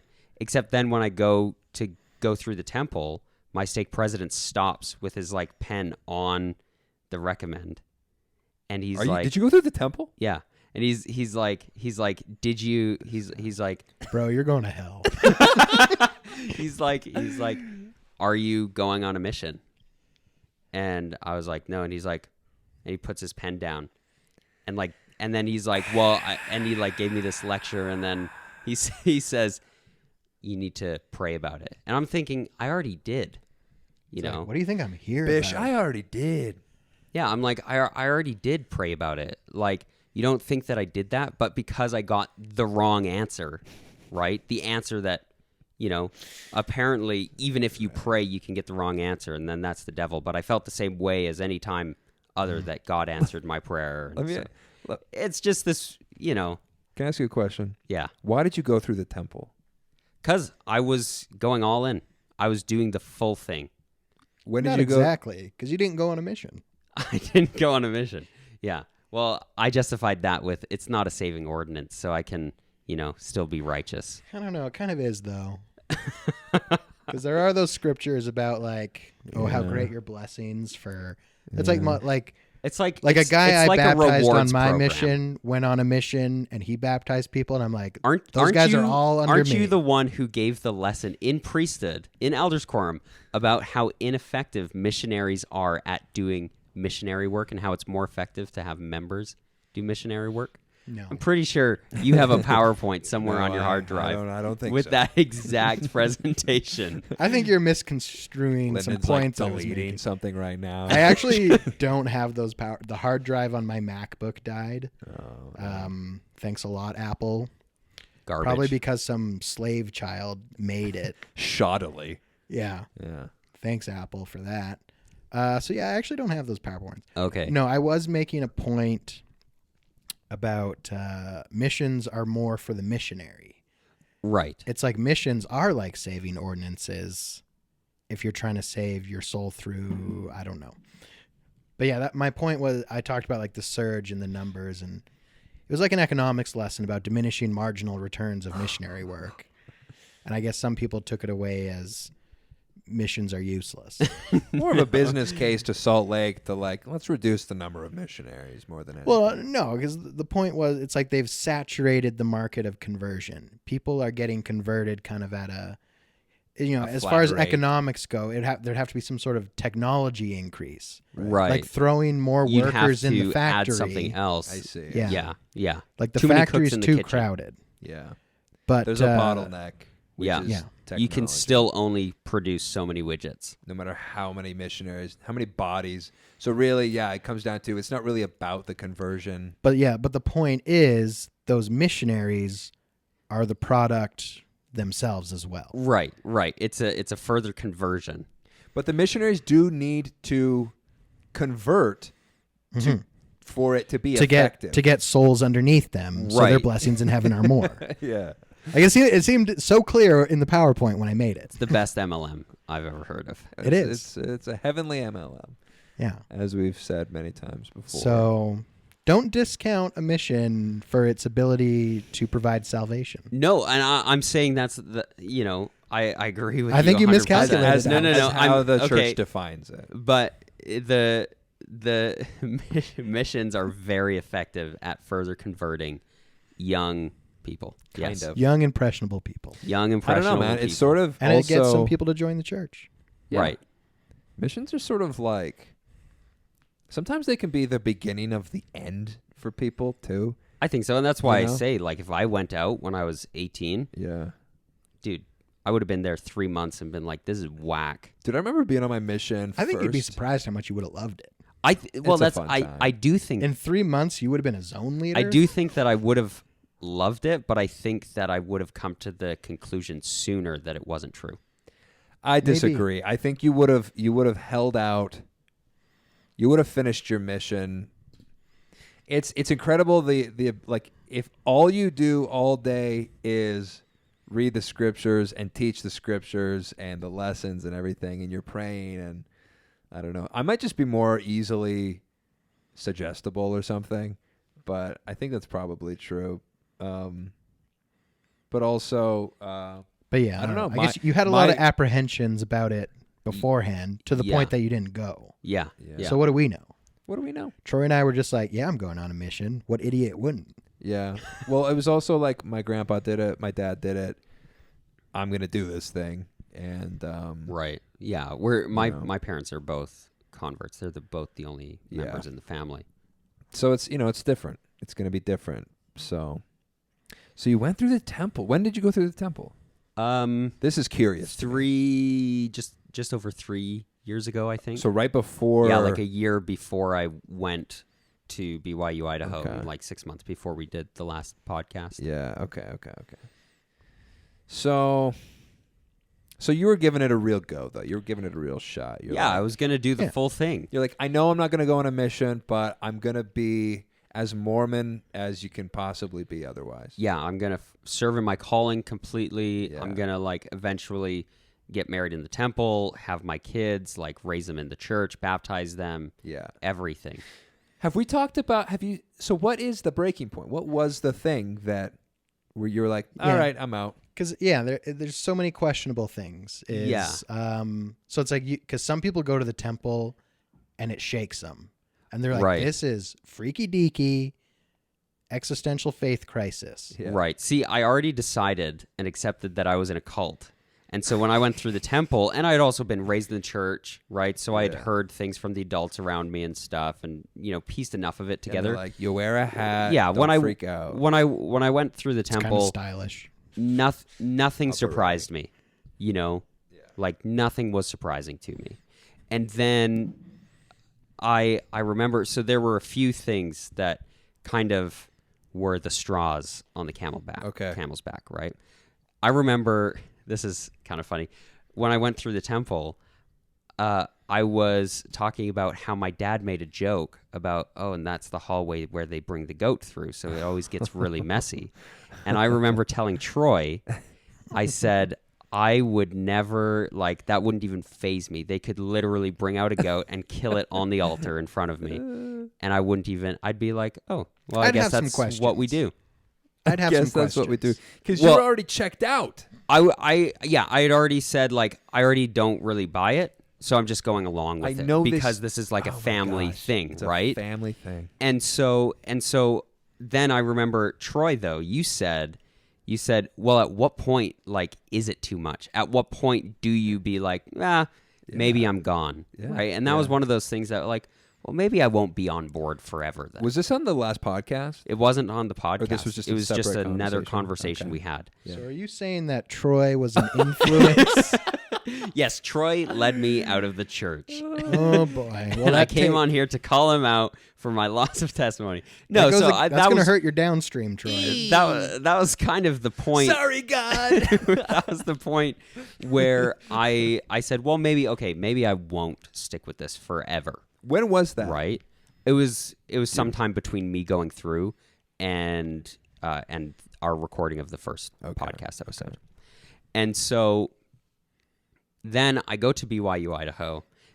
It's super weird. Just like so weird. And not into the rules. Culturally, like just messed up, right? And can you give us some examples? So what's a good... I want like BYU stories. I mean, okay, so I mean, politically, first of all, I grew up in Alberta. Yeah. So we'll start with the politics. Alberta. And I always thought of myself as a conservative. And then I moved to Idaho. And I'm like, oh, I don't think I fit with them. I don't think so. Because you start to think, you're like, was I only a fiscal conservative? Right. And everybody just assumes your like belief and stuff. And I really didn't like that. Okay. Like you just go around and it's like, oh yeah, well of course we know that, God this and God that. And I was in one of my classes. It's a religious freedom class at BYU, Idaho. Wonderful class. I loved my professor. It was great. And my teammates were great and everything. But there was one class discussion we were having, and we're in one of the bigger auditoriums at BYU, Idaho, which isn't a big auditorium for a university. But we're sitting there and we're having this discussion about morality and the importance for it. Now, at this point, I've already accepted I don't really buy this, right? And I at that point, wasn't referring to myself as an atheist, but I wasn't on board with the truth claims of the church. Yeah. And this guy says, he says, yeah, everybody needs a religion because you can't be moral without a religion. And then this guy sitting behind me pipes up and he's like, I have a lot of like really great atheist friends. And then I'm like, yeah, and you're like, false. Well, you're like, this shut guy, up, heretic. This guy, he like turns over and he says, oh yeah, how many atheists do you even know? As if they don't exist, right? And the guy's like, I don't know, like I don't count my friendships. How many Mormons do you know? How many Catholics do you know? Do you categorize your friends that way? Them. 386. Of course. And so it was just this weird moment where I was like, what the heck? Like, what a weird thing to say, the right? way that Mormons talk about people outside of the church. in-group, Yeah. right? Yeah. It was really weird. And then, of course, it was weird talking to my professors because none of them were on board with the honor code. I could have grown a beard. I went last semester, I had one on-campus class, showed up every single day with a beard. No questions. Nobody cares. Yeah. Nobody cares. It's just the administration. Huh. One of my first classes, professor says, hey guys, I'm going to ask you to, wear pants. Don't wear shorts to class. You got to have no beard or just a mustache and clean cut hair and no hats inside. And he's like, and I say this just because, look, guys, I got a family to feed. I don't care about that kind of thing. I think hats inside are fine. But he's like, but I have a family to feed. And if somebody from the administration comes in and says something, I could get fired. Yeah. And so it's just this whole weird culture of, like a little bit of McCarthyism, right? And I was very lucky. My roommates were amazing, but meet other people who would tattle on their roommates for swearing. No R-rated movies in the apartment. Snitches get stitches. Yeah. But did you knife them?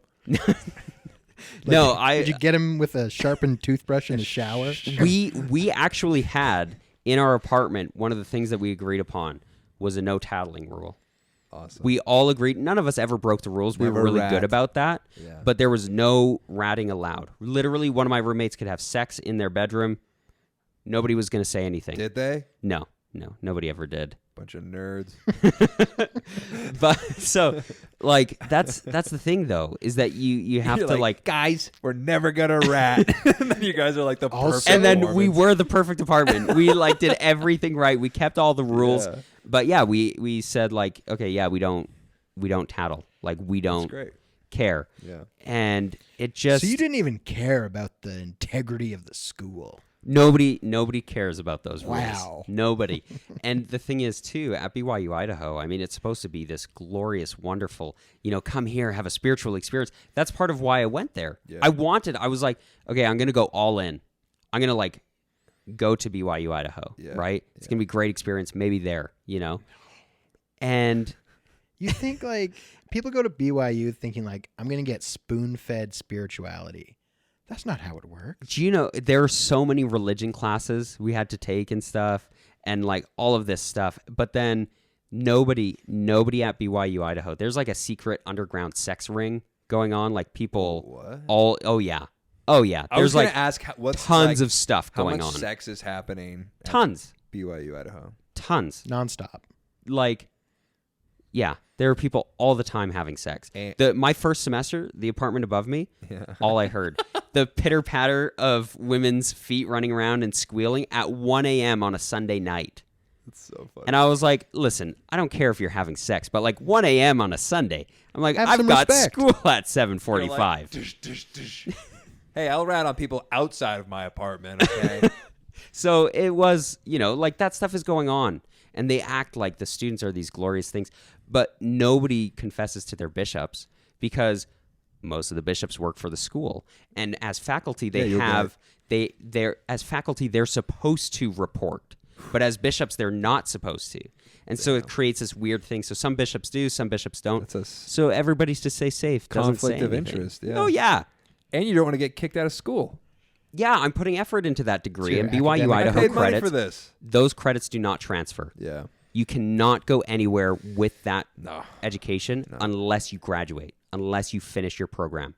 Did the hypocrisy of the people around you bother you at all? Or did you kind of understand? I understood where they were coming from. I mean, my professors didn't have a choice, Yeah. right? What are they supposed to do, right? I had one professor try and change it. It didn't work out, so he left. What about the students? Like these guys, just the sex everywhere, like, pretty much everyone lying. Yeah. Was that anything for you, or were you like, kids are gonna be kids? I mean, I think it wasn't the people that bothered me. It was the culture that incited that. Because if you created a culture where like you really like helped people, right, instead of making these right answers and wrong answers, right? In our religion classes, we had to read, church essays and talks all the time, and then talk about how we shared it with somebody, and then bear our testimony on it and stuff. And I'm sitting there thinking, so if I'm someone like me, and I don't have that testimony, I have to lie. And that's part of their, honor Curriculum. code is don't lie. Right. But I'm sitting there every single week. Oh, I had this amazingly spiritual conversation with so-and-so this week. And it just inspired. That doesn't inspire. If you want people to be strengthened in their testimony, it creates more of a cult-like mentality instead of a Christ-like mentality, right? Yeah. What a nightmare. I wrote an essay about it to one of my professors too, actually. It was supposed to be an essay about Confucianism versus Taoism in ancient China and pre-Qing dynasty.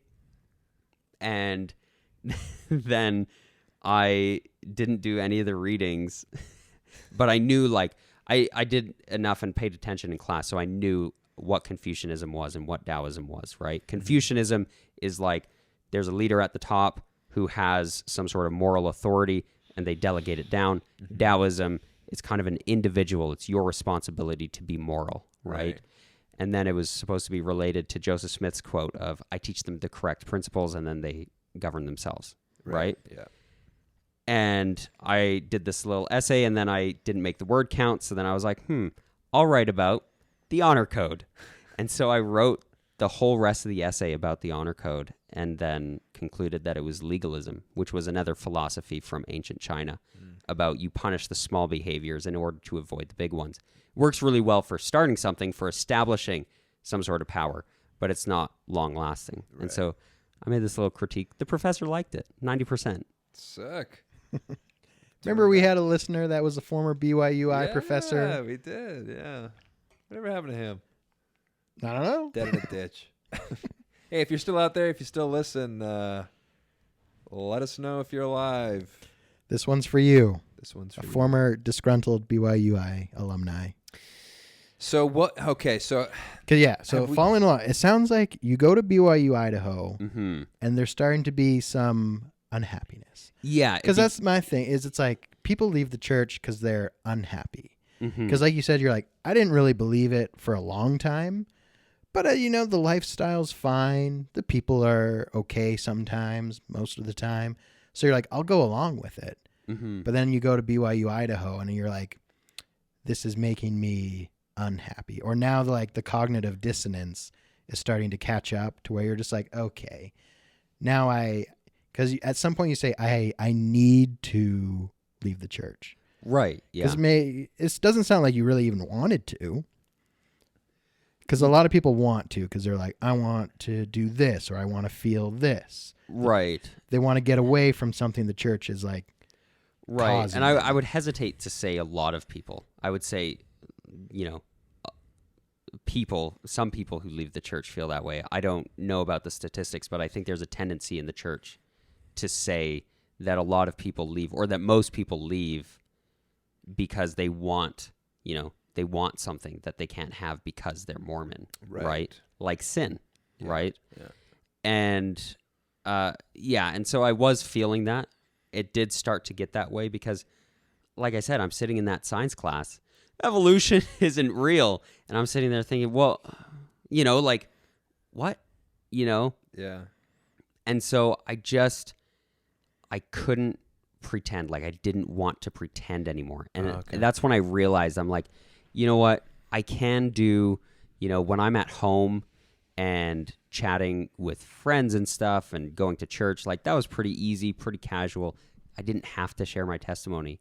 But then it became this thing, and I realized one day I'm going to have to share this with my kids. One day I'm going to have to convince them that I'm on board, right? I'm going to have to put that much more effort into it. Yeah. And I just realized that eventually, and it was BYU Idaho that pushed me to this conclusion, eventually I would end up living a very unhappy life. I'd probably be some sweet Mormon girl's project. And I just, and then one day when my kids are adults, I'm like, oh yeah, by the way, just kidding. I've never believed in any of it. Bunch of bull crap. Right? And so I just realized that Budweiser. Ultimately, even though like BYU Idaho was this very concentrated experience of unhappiness for me in that, fake lifestyle. Yeah. I knew that eventually, even after I left BYU Idaho, it would catch up to me. And so it was about a year ago that I decided, okay, when I'm done with BYU Idaho, I'm going to leave the church. Huh. You're just tired of pretending. Yeah. Interesting. And it was just sort of the accumulation of a lot of little stuff. Yeah. Yeah. Yeah. Yeah. Okay. So I guess along with, to follow up kind of my subset of how dare and where do you get off? So there's always like one thing that people have to consider when they're like, I'm leaving the church, is there's going to be some negative fallout. Yeah. There's some negative externalities. Yeah. So for instance, like Troy says, Alex is coming on the podcast. He's got big news. He's leaving the church. And I'm like, because I'm like, first, I don't care. Second of all, I'm like, Alex is a good guy. It's nice. It's nice when good guys are in the church. Mm-hmm. And then when good guys leave the church, it's like, shucks. Yeah. Shucks. It just concentrates the weirdo pool even more when good people leave. I'm glad that's why you want me to stay, because I'm kind of one of the cool ones. Yeah. Thank you. Wow. Yeah. Well, and then it's also like, if you do want any sort of reform in the church, Careful where you're going, Troy. Right. But I don't want reform in the church. I don't believe in it. right? It's like a cool social club, I guess. Right? Like at the best, it's a cool social club. An expensive social club. An expensive social that's club. True. That's true. That's another thing. Hey, All it's a community. paid my tithing the whole time. Damn, dude. That's awesome. Like I was in. President Nelson thanks you. I mean, not that it was much tithing. Like, I'm not. He's on making a money. yacht. He's like, thank you for your donations. Dives into the ocean. Yeah, I love your idea of Yeah. what President Nelson is. on his yacht, He's got the Ray-Bans on. Got his young sitting hot on it, wife. sitting on his 100 billy. Yeah. Yeah, we're like, I didn't contribute that much. Two Hey, pit bulls. we all did our part to get to that 100 billion. Yeah, we did. We did. Don't discredit your tithing.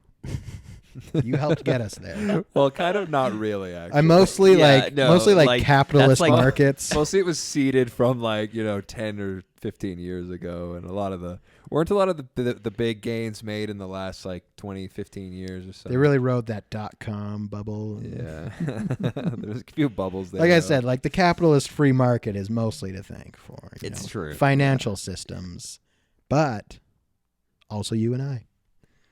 Don't discredit your tithing. Don't you dare. I did my part. So are you? So you've told your family? Yeah. I guess a year ago. Sounds like. No, I told them a few weeks ago. Oh wow. So this is pretty. So this is all fresh. happening in real time. Yeah. Nobody knew. Nobody knew a year ago. Wow. I wouldn't have guessed, honestly. Well, actually, no. Because you didn't go on a mission, so. The signs were all there when you think about it. I mean, Kinda, yeah. when I told my roommates, they were like, "Oh, is that why?" And everything I've ever said to them suddenly made sense. That's why you had Nietzsche books all around the apartment. Hey, I've actually never read Nietzsche.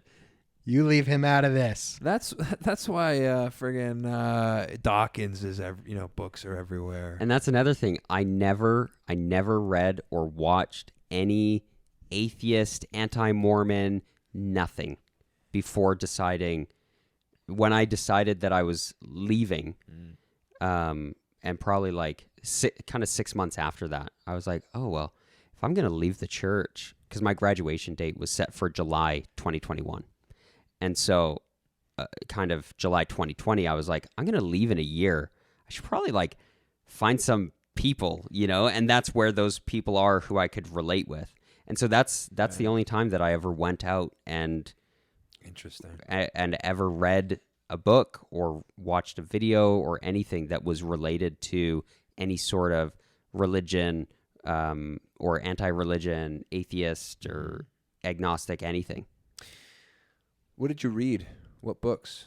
Or did you read or just sort of podcasts and stuff? Or Yeah, I mean there's been podcasts there's RFM, Radio Free Mormon Stories. I'm not an avid listener right. to them, right? But it's sometimes it feels good to just have that community. You're not alone. Yeah. Yeah, to be I'm not the only one, because really, a part of me was I'm gonna, tell my friends, and some of them will be like, oh yeah, I don't believe either, Yeah. right? And I thought that would happen, because to me, it made so much sense that it didn't make sense, right? Yeah. And So then obvious. to me, it just made sense. And so then I talked to my friends, and they're like, oh man, What do you mean? what? And I've had a couple be really upset. One of my old roommates said, well, you already know everything that I would say. So, I mean, I don't think I need to say it. And I was like, that's appreciated, And I've had some really good conversations come out of it. Talked to my family about it. My dad, you're just going through the motions, huh? And I'm like, what, you think I'm bored with my calling or something? No. I'm like, no, I don't believe in any of it. And I'm gone. So how's your family? We talked earlier about your mom and her heart and its status. Yeah, I was worried that I would break my mom's heart. That's a part of why I stayed in so long. Yeah. Because I was like, I don't want, my mom to think that I'm damned to hell, right? Yeah. And so I I was really nervous about telling her, and because I know how much the gospel means to her. Most of our conversations involve some sort of bearing of her testimony to me, right? Right. Yeah. And so when I called her, I was like, hey, just, wanted to talk to you about something. And then I told her, and she said, I want you to live a life honest to who you are. Mm-hmm. And I kind of thought, well, you didn't want to tell me that 5 years ago, but I guess it never occurred to her that one of her children would be leaving the church. I think you were putting on a really good show. Yeah. I was all in, true or not, I was there for it. You were probably more in than a lot of believing saints. You know what I mean? People who actually. Maybe I was overcompensating. Could be. Probably. As I always said, it's like the people that care too much, they're the first ones out the door. You got to watch them. You got to be a little more easygoing like this guy. Yeah. You're right. I mean, you're not wrong, because it's, the burnout comes, and then it's like, I put on all this effort for what? Right. For a rock and a hat. Yeah. But it's a really dope rock. Sick rock. Really Don't sick. discredit the rock. Do not discredit that rock. So that thing gave us the Book of Mormon. With the help of Joseph Smith. Yeah. But it was the rock. It was the rock. It was all that rock. That's a smart rock. They're like, how did he write that? He's not even educated. Simple. He had a sick rock. The Rock wrote it. It's like, have you seen it? It's nice. Yeah, we should make a picture of that rock, but with Dwayne The Rock Johnson's face on it. What is this? The Rock wrote the book. Nah. But yeah. So no negative fallout, really. Not really. Not a ton. I have had some friends, write a few messages of concern and love and stuff, which I appreciate. One thing that I've said to people is that, I know that you might be feeling, some upset, we lost a soul kind of thing. And I know how important that is in the church, right? If you believe in all of these things, right, you believe I'm throwing away the greatest thing ever. Right, if you're that into I'm that just sort of thing, yeah. Right, that I'm just tossing it out, and so I'm very aware of that, and so I try to make sure people understand. I don't feel that weight. They feel like that's their weight that they're putting on themselves. I'm fine. Yeah, and so they don't need to worry about me. If God wants to save me later, He can do that. Yeah, but I'm not feeling any of that weight or concern. I think if you believe in God, I think God is the kind of person, and every doctrinal thing I can think of points to this as well, that God is so much more kind and forgiving and loving than any of us could ever give him any credit for. Think of the nicest, most giving person on earth. God is 100 times that, right? So how could you be blamed for you think how for you following, think? Yeah. That's just how you feel and think, and that's just you've come to that conclusion. Yeah. So you can't. Who could blame you for that? Right. You never felt like it was true. So it's who? Is? I guess the only person that could blame you is God. Right. But he wouldn't. He couldn't. Him least of all, because he's as the omniscient, all creator of all. He would know just how I feel you, dude. I know your life and what you've been through, and that's how you feel. So when I was going through / when I go through my my own faith crises, because I'm not quite as certain as you that there is no God. I'm still man, sometimes, dude, have you ever seen this movie? I don't even want to talk about it, but I will. Hereditary. It's a horror film. No. I've heard it's pretty scary. I don't watch horror films. They drive the spirit away. So, dude, it's so scary. There's it's all about this demon possessing this guy. Anyway, the whole movie. Oh, anyway, so then I watched these movies these YouTube videos about it the other night, and then that night I had a dream that like the guy, the demon was like trying to possess me or something, and then I woke up and I was like, oh, like I just had such willies. I was like, there's only one way to counteract this. I'm just like, God, I need your help. Like I was praying harder than I've prayed in a while, and I was like, man, is that stuff real? Guys, is it all real? Is everything real? Like I'm easily swayed. What can I tell you? I forget what the point of all that was, but You're still praying for help. Still praying for help, yeah. I've given it up. That makes me sad somehow. See, the thing, I guess it's always the thing that whatever you hold on to, it's always sad when you hear someone else has let that go. Right. There's lots that like I've let go of that many people would be sad that I've let go of. Right. But I'm fine about it. Right. Like your life is your own experience, Yeah. as is mine, Yeah. my own. Right. Yeah. And so I told this to my mom, cause she asked me, she said, so like, what is it? Expecting me to come back with like, oh, I got a real problem with polygamy. Like I can't stand that Joseph had multiple wives. I mean, yeah, I have problems with that, but that's not why I left the church. I knew about that. I learned about that in seminary, right? And so I just told my mom, I was like, I don't believe in any of it. I find it incredibly unlikely that there would be a God. And she's like, oh, so it's all of it, which I think maybe almost made it easier for her, because then there wasn't some like testimony struggle that she had to try and help me with. Yeah. It was just, look, I like my lifestyle, but I don't buy what you buy. Yeah. Right. Yeah, they want to know what brick has fallen out of the wall so they can patch it. But when it's like there's no wall, it's kind of like, oh, well. Right. Oh well. Right. Yeah. Right. And I mean, I think maybe there were pieces that I looked at and I was like, oh, that doesn't, Yeah. I remember the first thing was hearing missionaries say, pray about the Book of Mormon. If the Book of Mormon's true, you get that answer, right? Yeah. And they're like, and you will get that answer. You get a feeling. You get that feeling. And if the Book of Mormon's true, then Joseph Smith is a prophet. And if Joseph Smith was a prophet, then the Church of Jesus Christ of Latter-day Saints is the true restored church on the earth. Can't refute it. And you got to pay your tithing, Except, man. And they make it sound like this definitive, totally logical argument. And then I was like, wait a second. But there are tons of religions that believe that Joseph Smith was a prophet and in the Book of Mormon.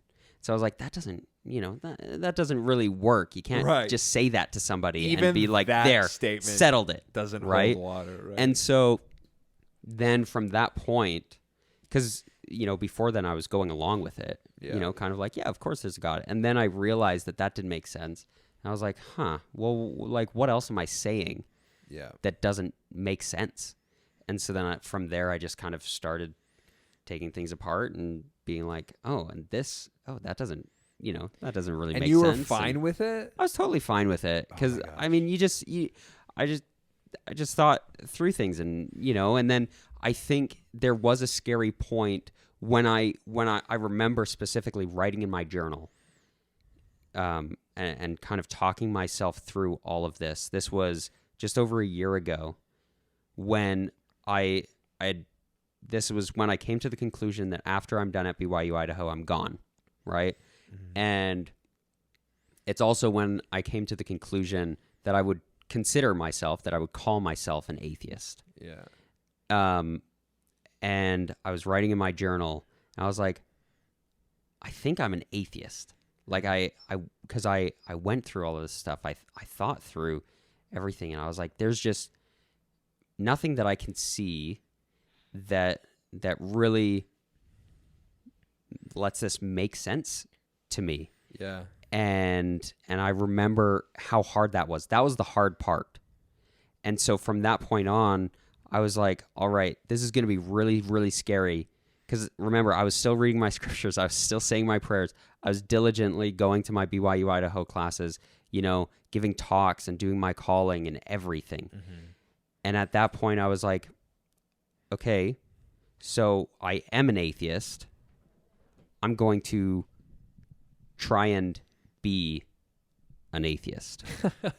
And so I stopped reading my scriptures. I stopped saying my prayers. I lived just a normal life. And I realized, I was like, wait a second, like all that talk about, I won't have any morals. I won't be able to, live my life properly and be a good person. I was like, how long have you not? So, okay, I have a couple questions for you. Was there any? Okay, so for context, when I finally like kind of accepted that like there are a lot of things in the church that are just not what they were claimed to be. yeah.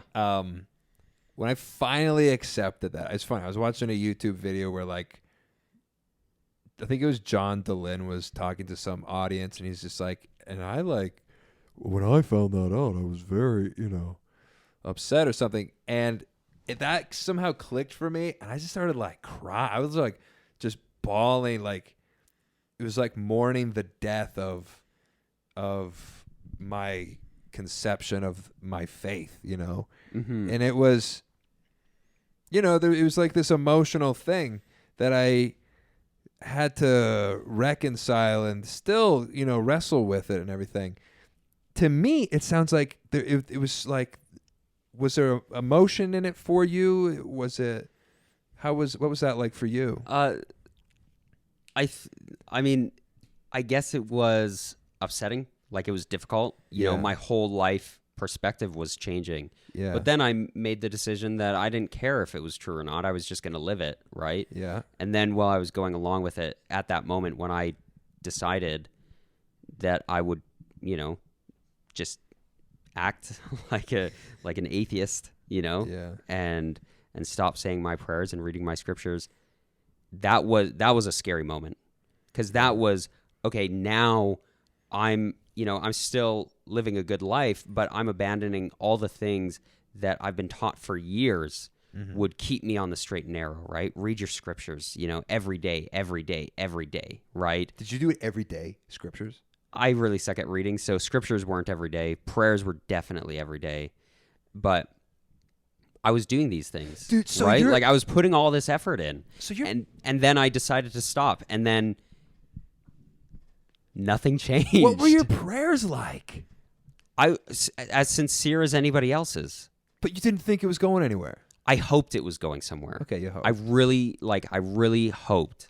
So you're saying there's a chance. There's always a chance. If I die and, God's there, I was like, oh, heck. Like, I guess I was wrong about something, He's right? like, well, most of the ordinances are here. You're into Lyndon's kingdom. I've got a special order here. Here's your shine box. Yeah. And then, so how long has it been since you've sort of stopped praying? Just over a year. So almost a year and a half, maybe. Have you felt any negative reprisal from that personally, mentally, emotionally? Zero. I feel better because I'm being honest with myself. Wow. Yeah.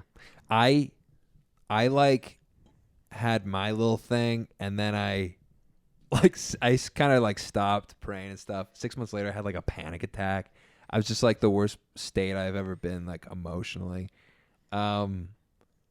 And I had to like start praying again, just to like, I just realized that it left sort of a gaping hole. It was like in a me. comfort. Yeah. Yeah. I had that for me was like, okay, it was interesting to like lay it all bare and to start from zero and to be like, okay, I want and need to acknowledge God and to pray and to talk to him at some point. Even if he is, not a bearded man in heaven or in the sky or whatever. You know what I mean? Like whatever my conception of him, like there was something about my relationship to whatever God had become in my heart and head and everything before all of that was a truly useful and effective tool for me for dealing with difficult situations. Right. So that you haven't experienced none of that you're just like totally fine without that.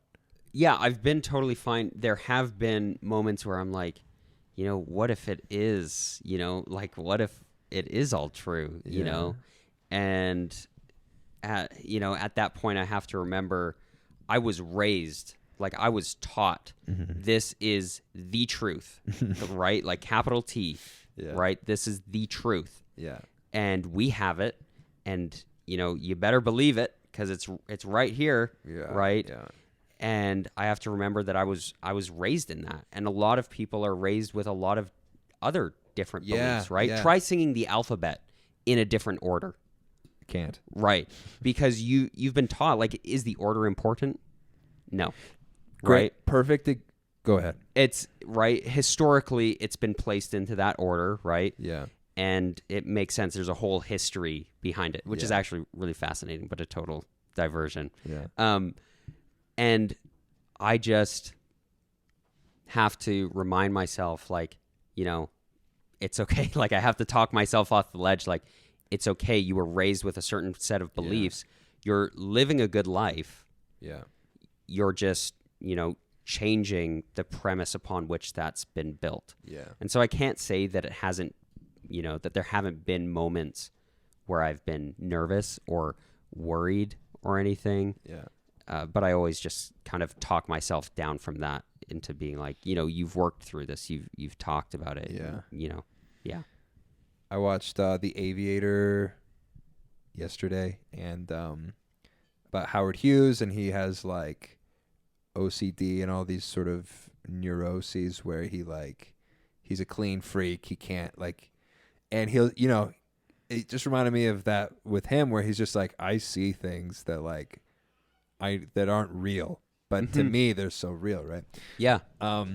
Another thing I was going to mention too was I also watched this movie reviewer that I watch on YouTube, is Chris Stuckman. Yeah. He just put out this video about how he left Jehovah's Witness and honestly, the huge impact that even publishing that video is going to have for him with his family, because they're not allowed to talk to people that aren't who have been disfellowshipped Yeah, or they whatever. really shun. Yeah. And so for him, it's I guess his parents aren't going to talk to him anymore. And man, those guys are like Mormons on steroids. Yeah, Truly. it's intense. It's funny with they go through a lot of he was going through the religion and everything. I was like, that's like us, but more so. They really do go way over and above what we do, which is a point for Mormons, I guess.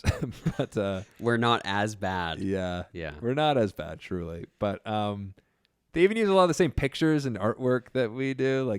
I think even the stock footage of a guy getting baptized, I swear, we both use the same picture.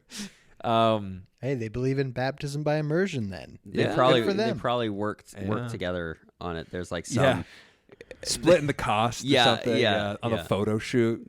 They're like, listen, if Jesus has this length of hair, we can use him too. They're like, okay. the watchtower is actually paying tithing to the church so that they can use Yeah, all they can the use content. Those Well, that should go the other stock way around. photos. Yeah. The Watchtower had great illustrations. Probably still does. Yeah. I loved it. Lots of hellfire and brimstone. Loved it.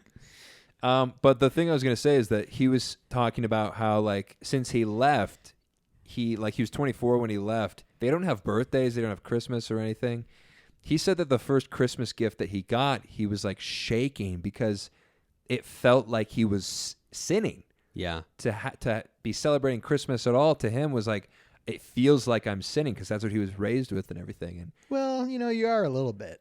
no, you're not. It's a pagan tradition. Come on. Get out of here, Lyndon. It's a distortion of... Stop defending Jehovah's Witness insane doctrine.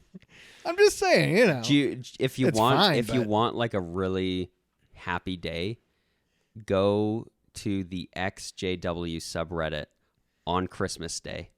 It is the most beautiful thing. Everybody's got pictures of their Christmas trees and their first awesome. Christmases and gifts and stuff. That's It's beautiful. so awesome. Mm-hmm.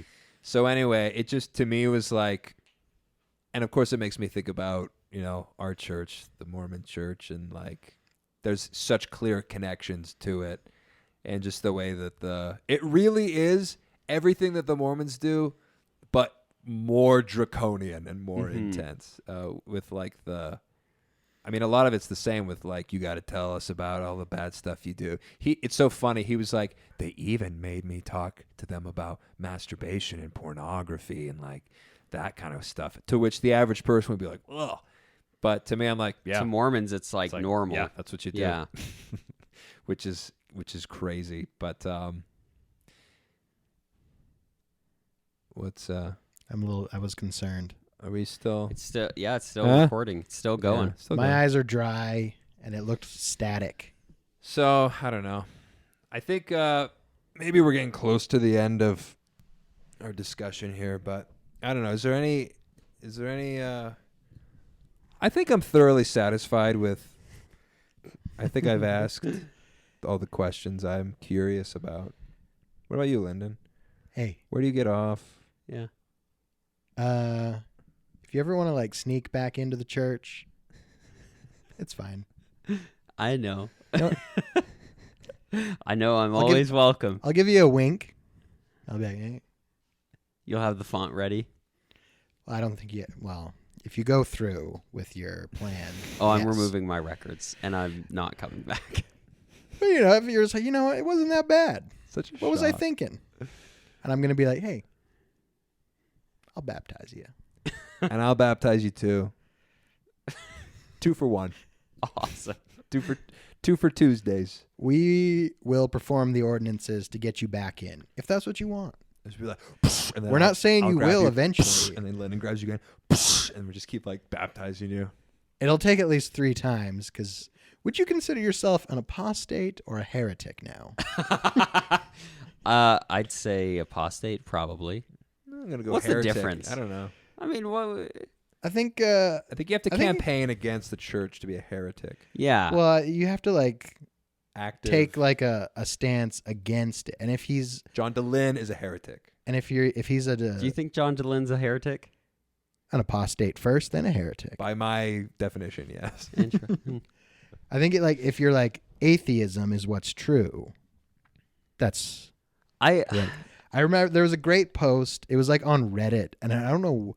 I don't follow any Christian subreddits, but there was like a question where it's like, are Mormons apostates or heretics? And it was just like this great back and forth where it's like, where they're like, they haven't left Christianity. They never believed in Christianity as we know it. So they can't be apostates. They have to be heretics. Okay. So I guess you're an apostate. I'm an apostate Either of way. a heretical organization. Church. Yeah.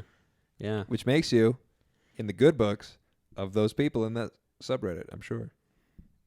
Well, No, probably not. You're going Well, to now he's their an- heaven. Well, now he's an No. atheist. Yeah, I'm going to everybody's hell. There are countries I'm not allowed to visit. Damn. Is that true? That's true. Which ones? Name Uh, names. Like some Off of the the Middle air. Eastern Okay. ones, yeah, That's where fine. it's like That's fair. illegal to be an atheist. Right. That makes sense. That seems a little unfair. Yeah, I would say so, but Anti-atheist. It's Yeah. discriminatory. And so are we. Get out of here. You're a through. Just kidding. Any final thoughts or clarifying statements you'd like to make? Because we're about to bring it back to Star Wars. So. I just want to, make it clear that I'm not an angry person. There is one story that I have to share. Actually, this is like the straw that broke the camel's back. Okay. I was at the Institute building at the University of Calgary here, and they had a certain person from BYU come and speak to everybody. Name names. Givens? Stephen C. Harper. Stephen Harper. Stephen Harper? Stephen No, C. Harper. Stephen C. Harper wrote that ridiculous book from the. C spot run. Remember that? That's Setting the Record Straight.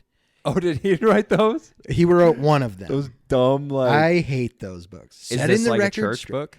Well, Deseret book. Well, okay, yeah. So But it's like an church it's related. it's an apologist series. Right. So Thus- it's like Setting the Record Straight, Ugh. polygamy. Setting the Record Straight, word of wisdom. Right. all the issues. Right.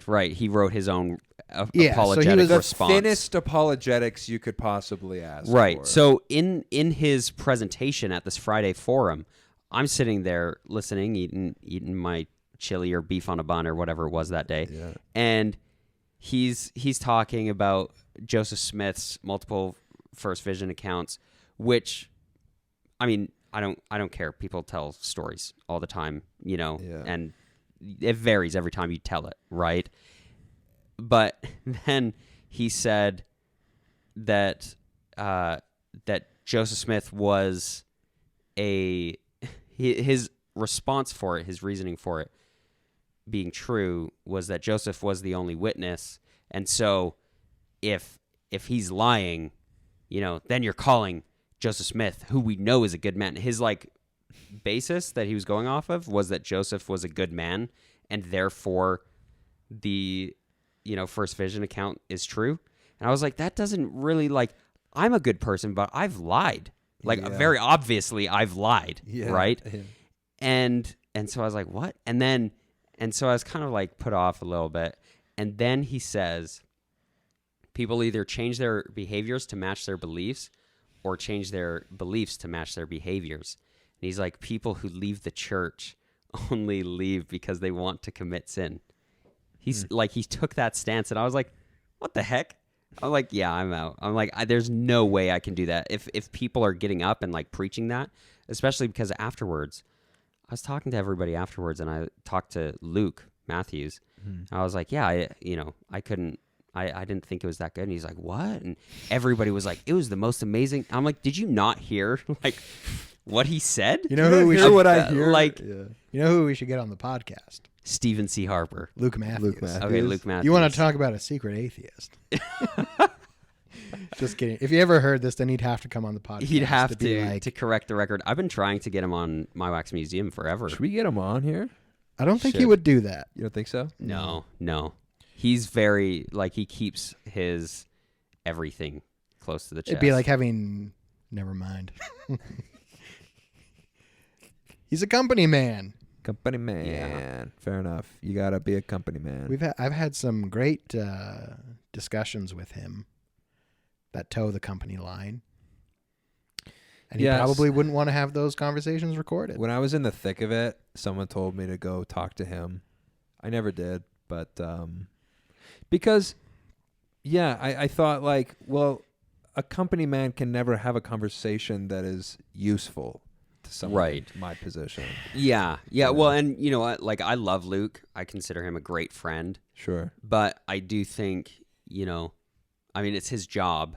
And Luke and I'd happily have a conversation like this with him off mic, obviously, because he'd never do it on mic. Yeah. But I have great conversations with him, and I disagree with him on so many things, and we have it out. Sure. We argue. But yeah, he just wouldn't do a podcast with one of those conversations, which I can get. Here I am about to critique a conversation I had with him, and he's not here to defend himself, and it's inappropriate. But I'm going to go ahead. So anyway, yeah, he's too agreeable with things that he shouldn't be. I think I remember I was thinking about Calvinism, and on the surface we're always Calvinism, what a silly little thing. And I'm like, wait a second, there's a few things we got to clear up. And then I tell him about it, and he's like, yeah, you're right. Pretty wild, huh? And I'm like, this isn't helpful. You're supposed to fight back. You're supposed to be like, no, this is how things are.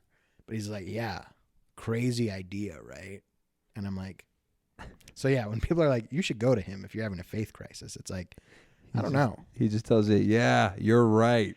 Anyway, let's get back to or it's I have church stuff where I'm the Book of Mormon is the greatest piece of theological work there is, except for there's this one chapter in 2nd Nephi that really pulls the keystone out that makes me think, oh my gosh, this was written by Oliver Cowdery and Joseph Smith together. Right. And they're go talk to Luke Matthews and he'll set the record straight. And he's just he was almost oh dang. Yo, that happened to me with who's the other one? Is he the doctor now? Not the doctor now. Oh, I love him. What's his name? He's a good guy. I like him. I like them all. Yeah, they're all great. They're all great. Who's the balding guy? The blonde balding guy? Matt Wild. Yeah. Yeah. I said, I forget what I said to him, but he's like, I think I said something about the temple or something. How it was like it traces back to like something about masonry. You had a masonry phase. Masonry goes back to 1717. Did I ever tell you I was like accepted to become a mason? A You're a wild man, dude. I never went through with it because I didn't have the money. But because you have to like pay dues, pay for your robes. Yeah. But I was like accepted. I go to their dinners and stuff. Really nice guys. Sure. Like, it's great. Brother. Satanists, every last one, but yeah, nice guys. Mostly the ones at the top. Luciferians, sure. Yeah. Eating adrenochrome glands left and right, but yeah. Their dinners were like children's brains, but it's all good. No, we'd actually just go to pubs, hang out. Go to a pub. It's really casual. Eat some, and then like a guy in a hood would come out and sacrifice a kid. I don't know, whatever. Kid as in baby goat. And yeah, maybe. And then a baby human, and then there's two of them. Yeah. Anyways. Yeah. Masonry, huh? Masonry. I never went to anybody with my faith crisis, I guess. Like, I never talked to anybody about it. Dude, you're so... Because, it didn't bother me that much, right? Like, thinking about it. And then it also... I also knew exactly what they would say. I know. Because, I went to seminary. I paid attention in seminary, right? Yeah, you don't always know. Yeah. I did all of these things. I learned all the apologetics, all the reasons why, all the evidence, right? And so I was like, who am I going to go to who's going to, like, tell me something new? Once you realize there are no good answers to your questions, that's a breakthrough moment. It was for me anyway. It was like, there is no answer to this. And that's why I decided I didn't care anymore. That's why I decided I didn't care if it was true or not and started going along with it. Yeah. Because I was like, you can't just like give this answer. I went to a lesson with the sisters once years ago after I had kind of decided I didn't care. Yeah. And it was with a guy. It was hilarious. This guy's like talking about how he does mushrooms and stuff and how he got teleported up to the spaceship. And then he's like, have you guys heard of Scientology? And I knew what Scientology was. And I was like, oh, and the sisters are like, no, like, what? Tell us more. Oh, boy. And then he tells them, and then we leave. And they're like, that sounds pretty great. No, we left the house. And they're like, well, he can be like reasoned into it. And I told them, I was like, you can't reason somebody into a testimony.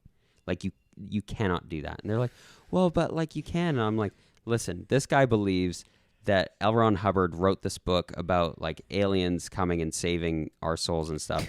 I'm like, and we believe that 2,000 years ago, some guy like died. And because of that, God forgives us. You're right, Alex. You wouldn't have cut it as a missionary. You don't know about ABC. The sisters were like, always be closed. Yeah, I was like, I'm on the sister side here. I'm like, he was talked into one cult. He could be talked into another. Trust me.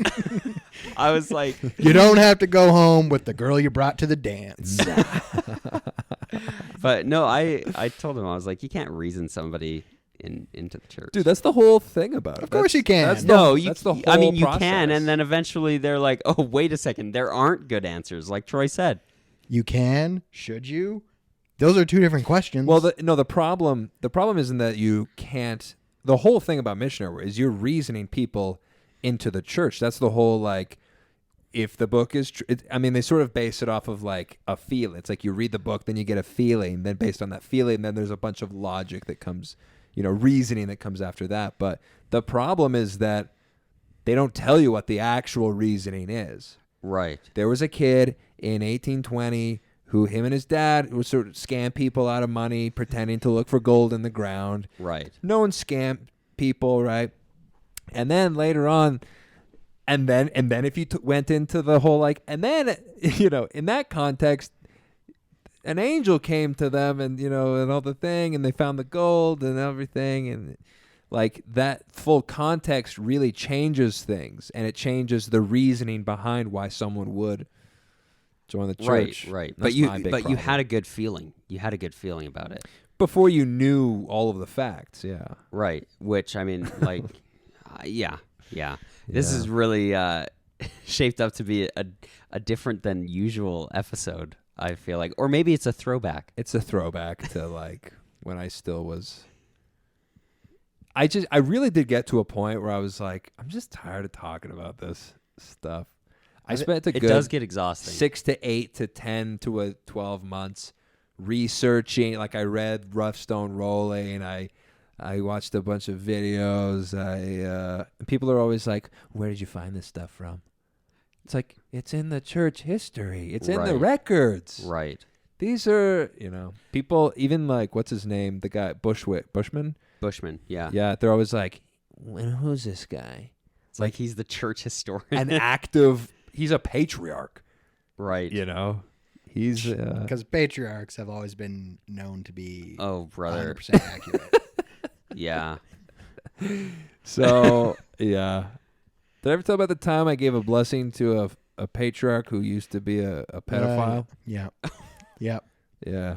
I didn't know it at the time. Right. Or else you would have denied him that blessing. Yeah, or I would have blessed him to die instantly.